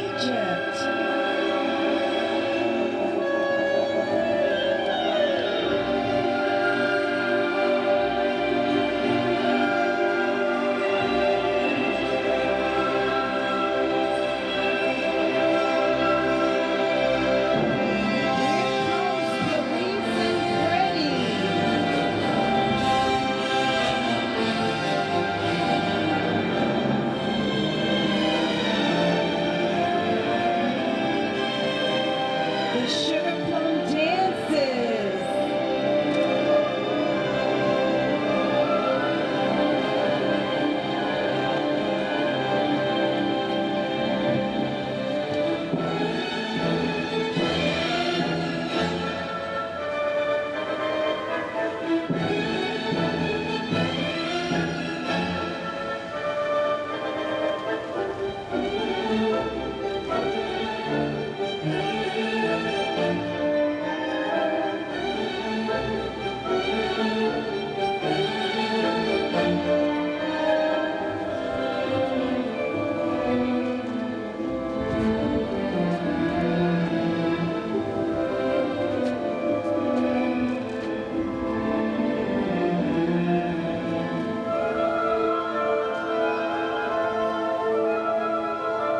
The Sugar Plum takes her to meet everyone.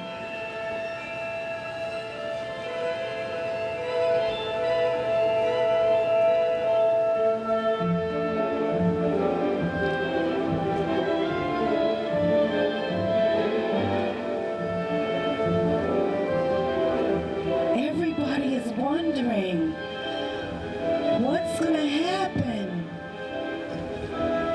What's going on? And the Rat Queen comes.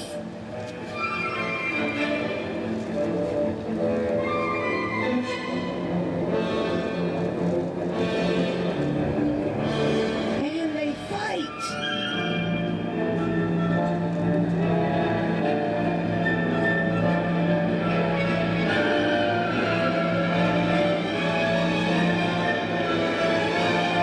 And she kills him. And everyone is so happy. So very happy.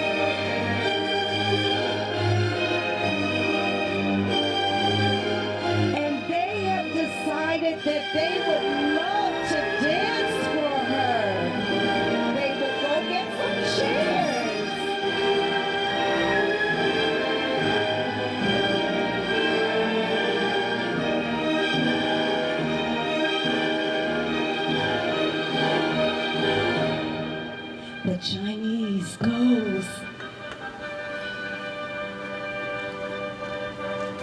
And the African girls go. The Egyptian goes.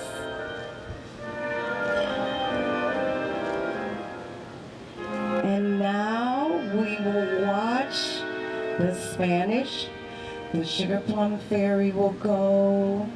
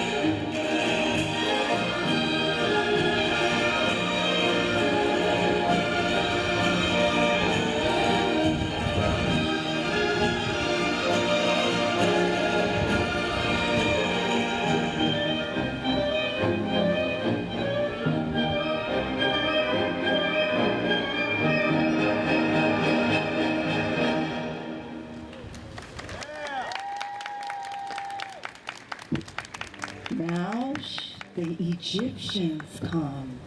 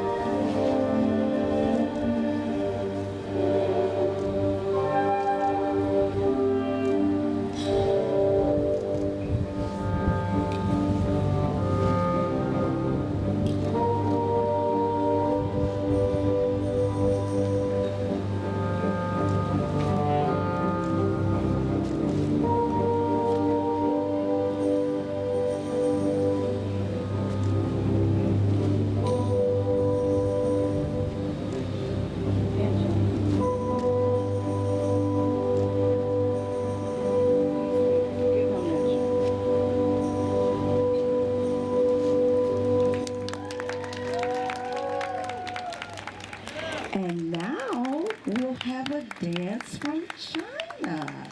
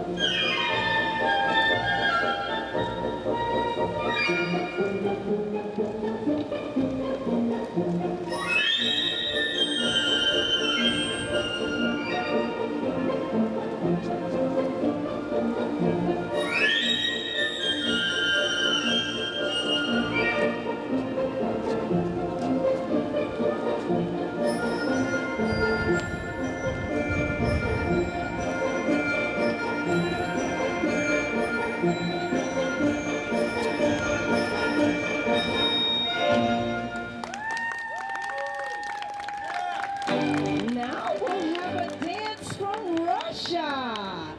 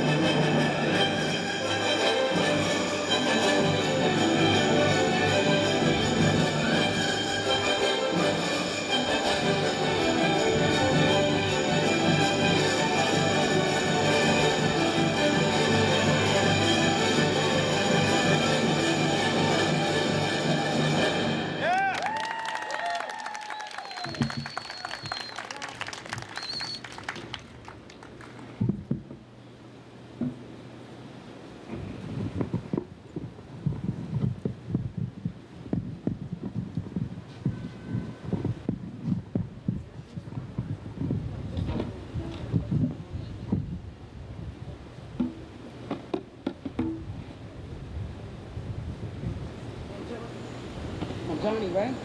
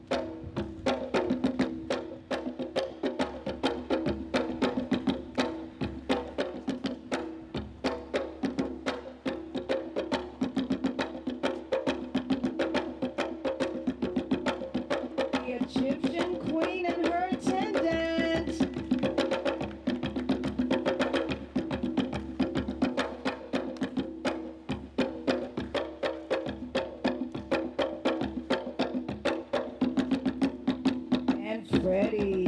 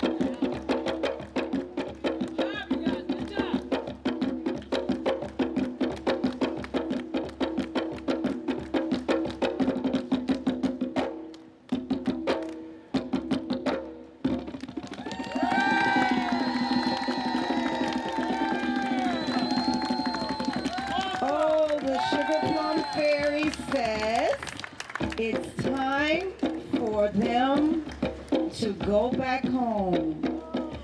They don't want to, but it's time for them to go back home. And here they go. Everybody say goodbye, goodbye, goodbye.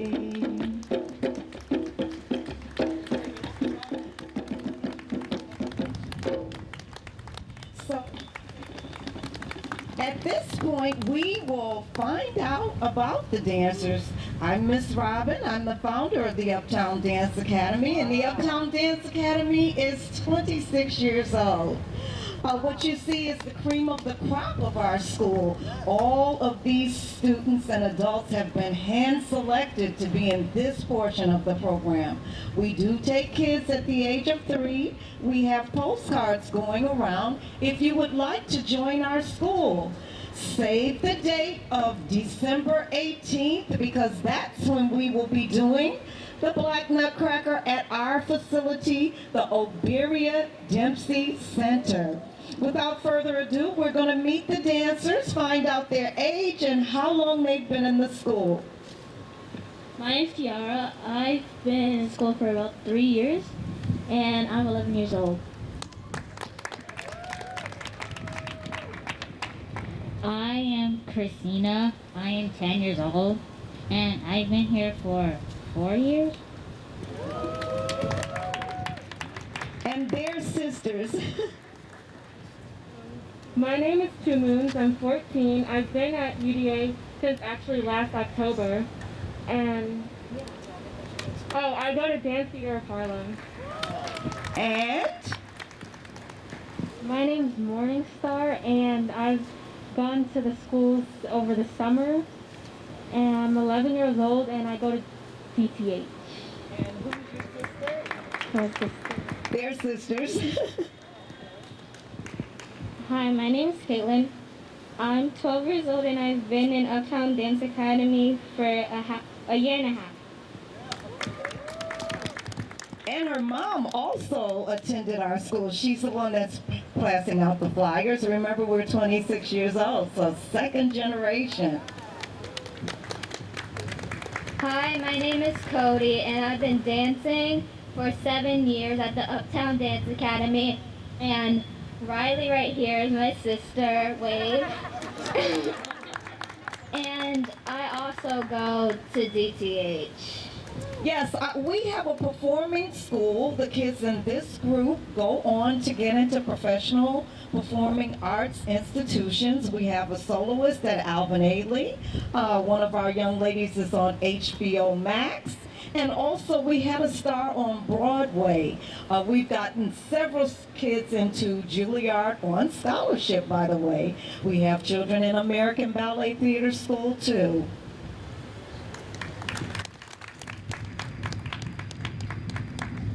Hi, my name is Minnie Mouse. No, I'm kidding. My name is actually Jade. I've been going to this school for 5 months. I joined when I was 8 years old, and I'm still 8. Hi, my name is Shania. I'm 13 years old, and I've been dancing at Uptown Dance Academy for 3 or 4 years.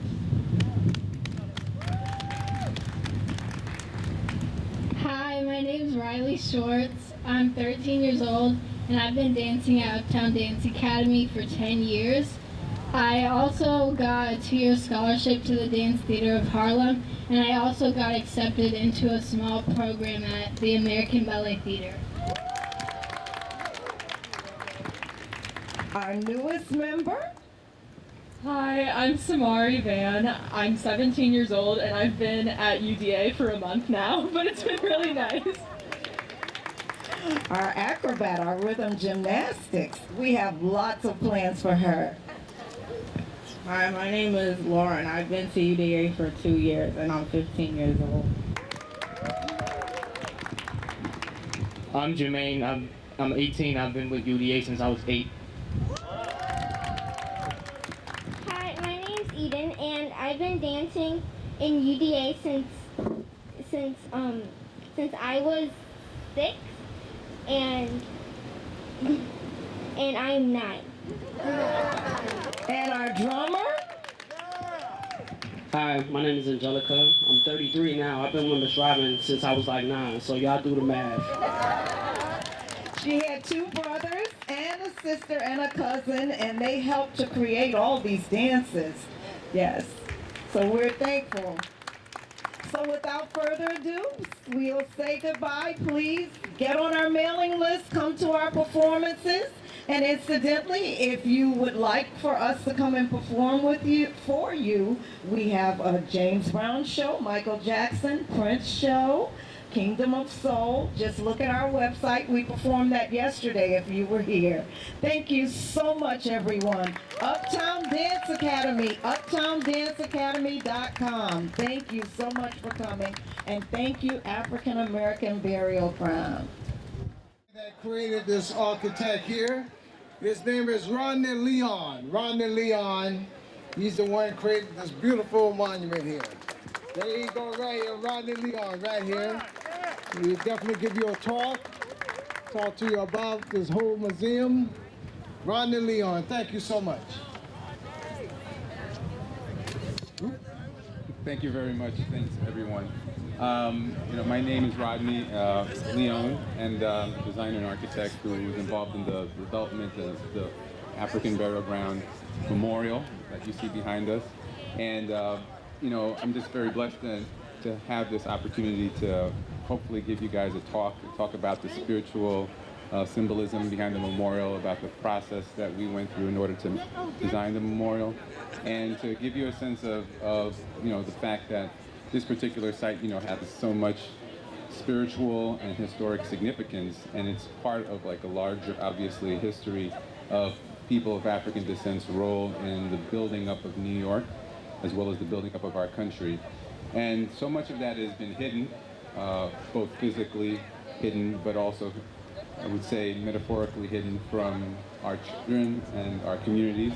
So we hope that the memorial and some of the things that I'm able to reveal today about the design becomes a part of the process of revealing that hidden truth and communicating and educating that truth to not those of you who are here today, but you can bring others here and let them know about the site as well. So the memorial is actually called the Ancestral Libation Chamber, and it is comprised of 7 elements. And those 7 elements tell different aspects about the site's history, its cultural significance, and its spiritual significance. So the first series of elements actually relate back to the 7 mounds. And these 7 mounds mark the location of the reinterment of the remains that were uncovered at the site in 1991. So for those of you who are not as familiar with the history of the site, the federal office building behind us was being constructed, and at that time, during that construction, the remains of the ancestors in the African burial ground were accidentally rediscovered. And the community is the one that's responsible really for stopping the construction from occurring and for allowing our archaeologists at Howard University to then begin a process of studying the 419 remains that were uncovered in this area at this corner site that we're looking at.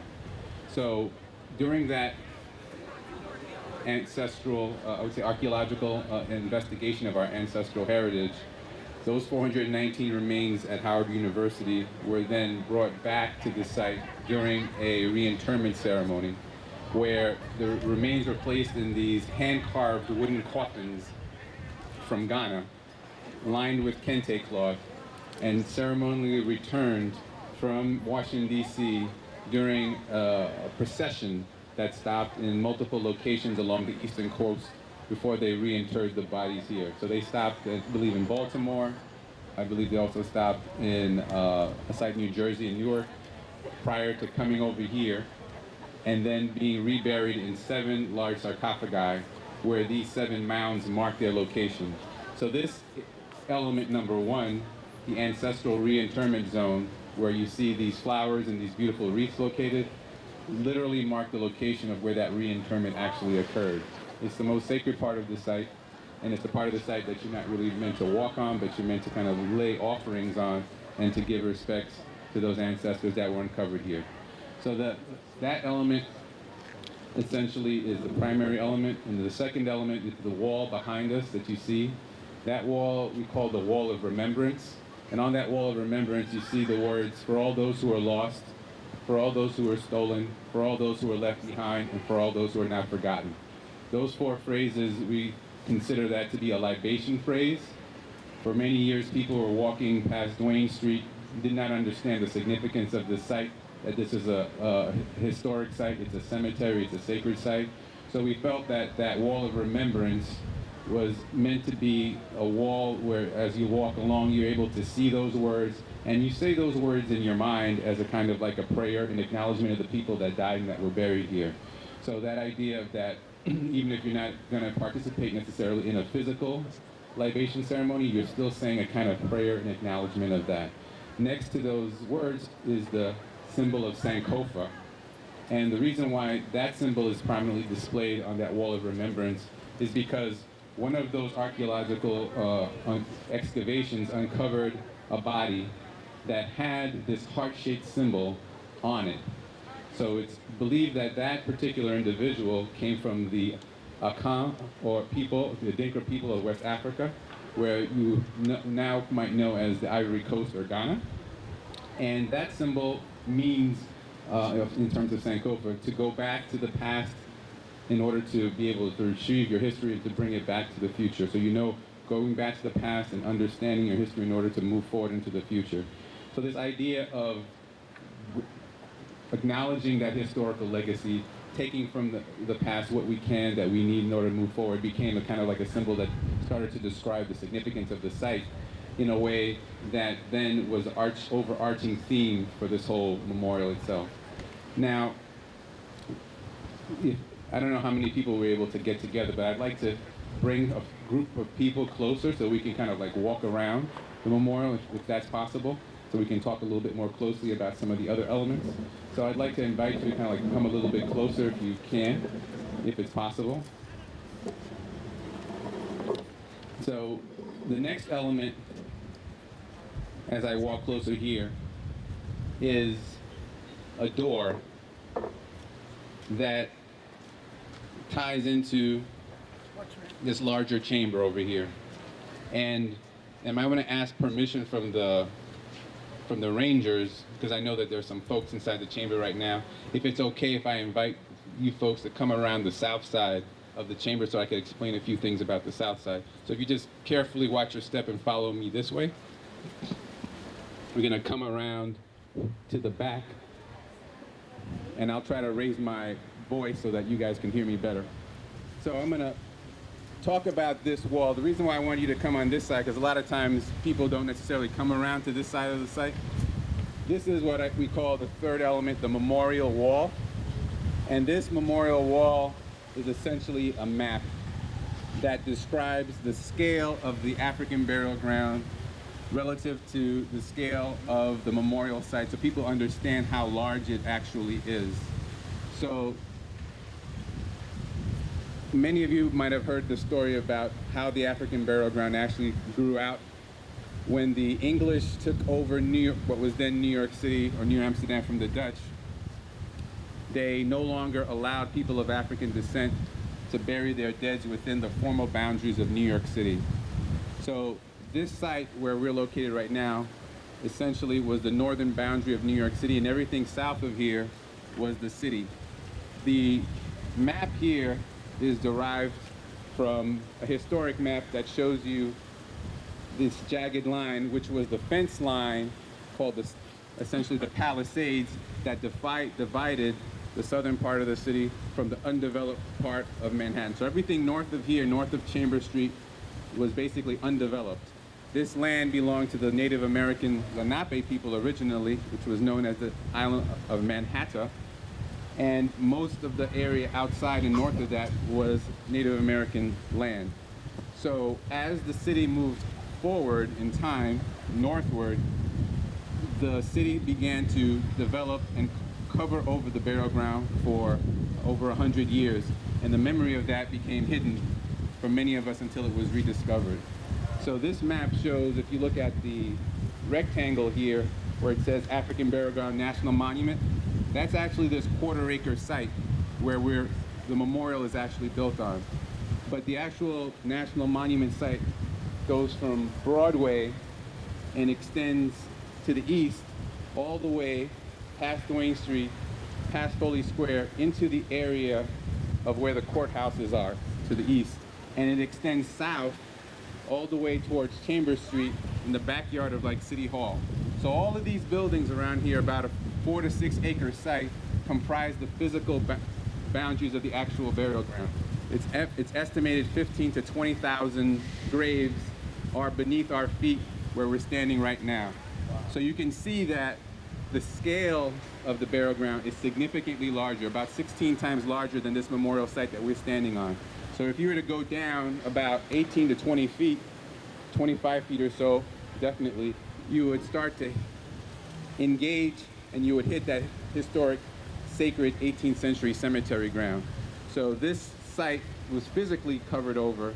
So we wanted to be able to show people and have them understand the scale of the actual site goes significantly beyond that. So the building behind us sits on top of the burial grounds at the center of it. 290 Broadway sits on top of it. The building next door and that whole entire block is on top of it. And even the courthouse is potentially as well. So this is one of the reasons why I think just looking at this map, it starts to give you a sense of the scope and the scale of the actual space itself. So this memorial wall is meant for us to remember and to also to understand and communicate that to everybody as well. The thing that is also very important for us to understand is the fourth element. The fourth element is this chamber. This ancestral chamber is a space that was designed to remind us of the significance of the Middle Passage and those who had perished in that Middle Passage and the experiences that they had experienced, that they had gone through. And we like, for this particular fourth element, this ancestral chamber, to remind us of that passage by introducing the element of water. And that turbulent water is an idea about how the ships actually move through. And when you pass through that space, it's supposed to remind you of the space that people were compressed in and kept in for months during that journey that they went through. The ancestral chamber itself is entered through what we call the door of return. The door of return, and we're going to walk through that in a minute, is inspired by Gorée Island in Senegal, and the door of no return that is a part of that slave castle that many people have visited over time to be reminded of the transatlantic slave trade, people being brought through that door of no return, never to return. So we felt that was important to introduce the aspect of return and the aspect of us being able to transcend that tragic part of our history and to be able to return to a place psychologically and emotionally and reclaim that ancestral heritage that was taken from us. So I invite you all to join me in passing through this space ceremonially through the door of return as we go to the next element.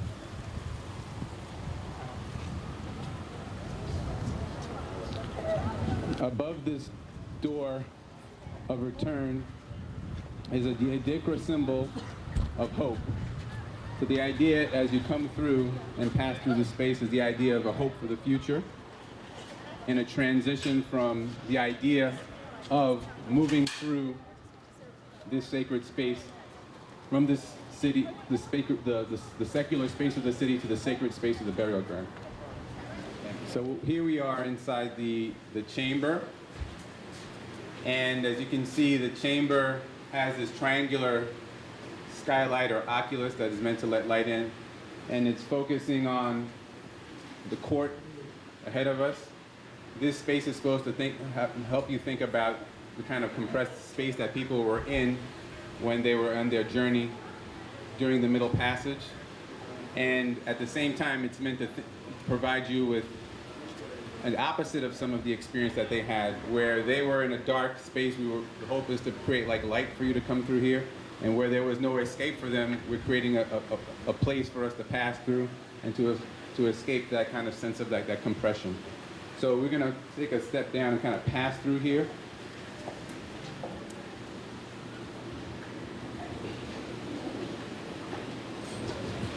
So when you come through the ancestral chamber space and you come into this lower space here, the fifth element really is what we call the circle of the diaspora.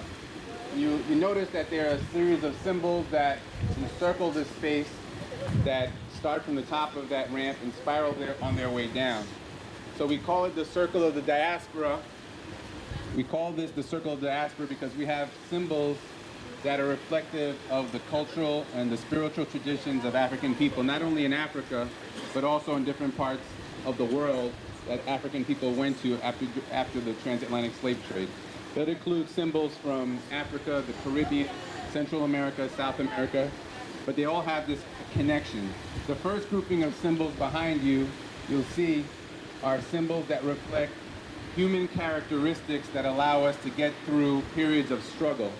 So you have symbols such as the Insibidi symbol for love and unity, the Akoma symbol of endurance, the symbol of adaptability, humility and strength, unity and diversity, and understanding. So these symbols, these first grouping of symbols, are reflective of that passage of a secular and a human condition towards a spiritual condition that's closer, and as you spiral down, you get closer and closer to the burial ground, and you pass through the second series of symbols, which are the transition symbol, the male and female cemetery guardian symbol. And at the center of everything is the Congolese cosmology symbol, that is the circle and the cross, which talk about the continuity of human life. That is the four corners of the soul that go from life, death, birth, and rebirth, which is part of the Congolese cosmology. So this transition from this symbols that relate back to humanity and life, transition towards here and get to another series of symbols that reflect ideas about spirituality and God. So you're going from the physical to the sacred.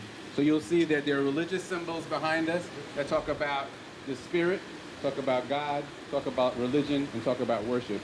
So this series of symbols are not only symbols of ideas about the complexity of the African diaspora and how we were able to retain, no matter where we went, aspects of our spirituality, but it's also about the idea of the belief of the continuity of life and the continuity of the soul that spirals, right, and goes on forever.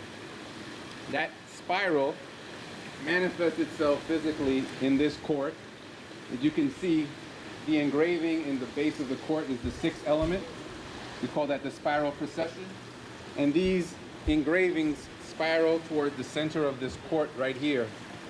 Looking at the engravings themselves, if you look at them, because we did not know the names of the people that were buried here, and we did not know who they were in terms of their specific people, all that we really had was the resources from the archaeological excavation that described their age, their gender, and they were identified with a number. We felt that it was important to take what we could to describe who these people were and engrave them permanently here, so you have an understanding generally of who was uncovered here at the site. One of the things that is very evident is that most of the people that were buried here died at a very early age. So you'll see that, for instance, this burial number 82 was a woman between 18 and 25 years. However, the burial 363 is a child between the age of 1 and 2 years old, not much older than the child here that's playing. So there are many children here, 1 and 2 year olds or younger, that died because of the harshness of the life. Most people did not live beyond the age of about, let's say, 30 to 40 years old because they worked so hard. Now think about this area where we are right now, standing right now, which was essentially a wilderness. And the area where Foley Square is situated was essentially, historically, a large lake and a pond existed there in Foley Square.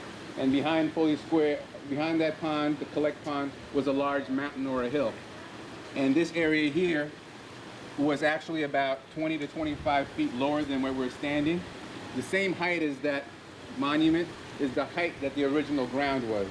In order to make Manhattan physically without tractors without cranes, without the modern construction.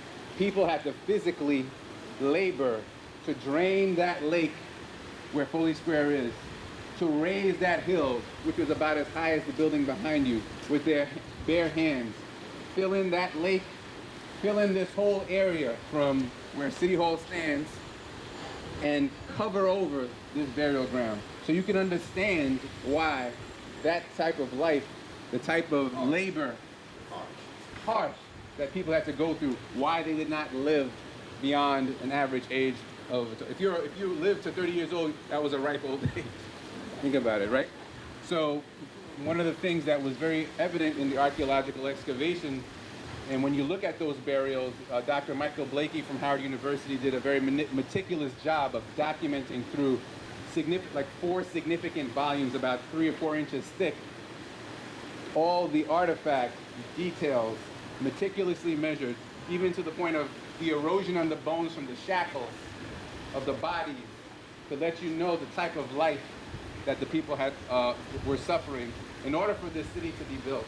So I wanted to make sure that even if we didn't know who they were when we were building the monument, that at least we were able to engrave in stone the memory of who they were and how they were able to suffer.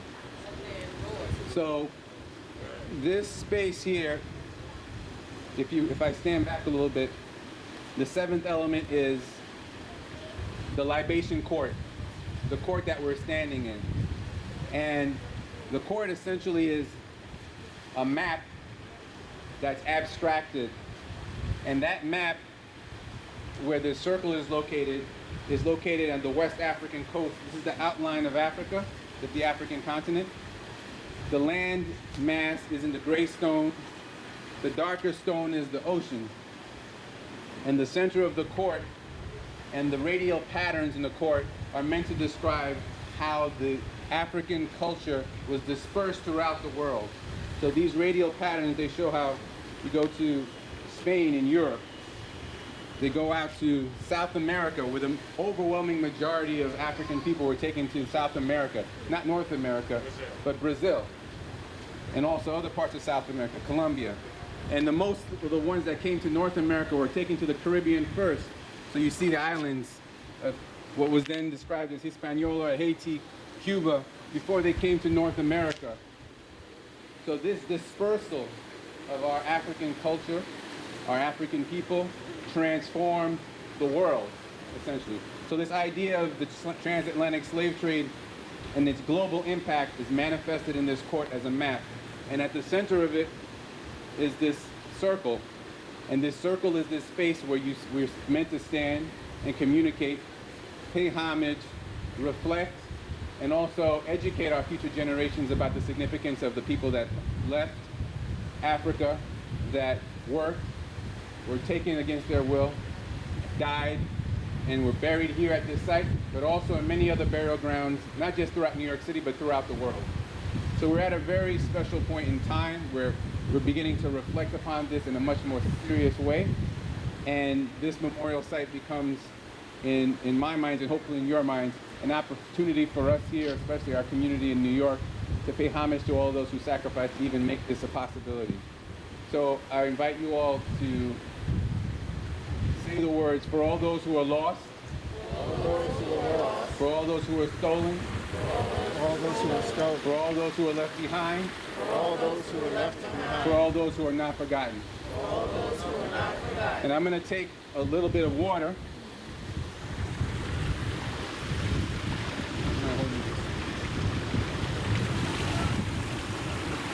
From here, I'm going to pour those, for all those who are lost, for all those who are stolen, for all those who are left behind, for all those who are not forgotten.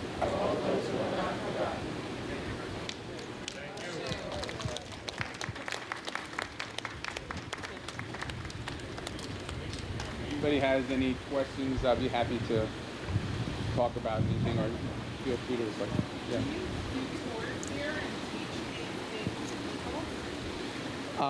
The question was, we do tours. I do some tours for the National Park Service occasionally.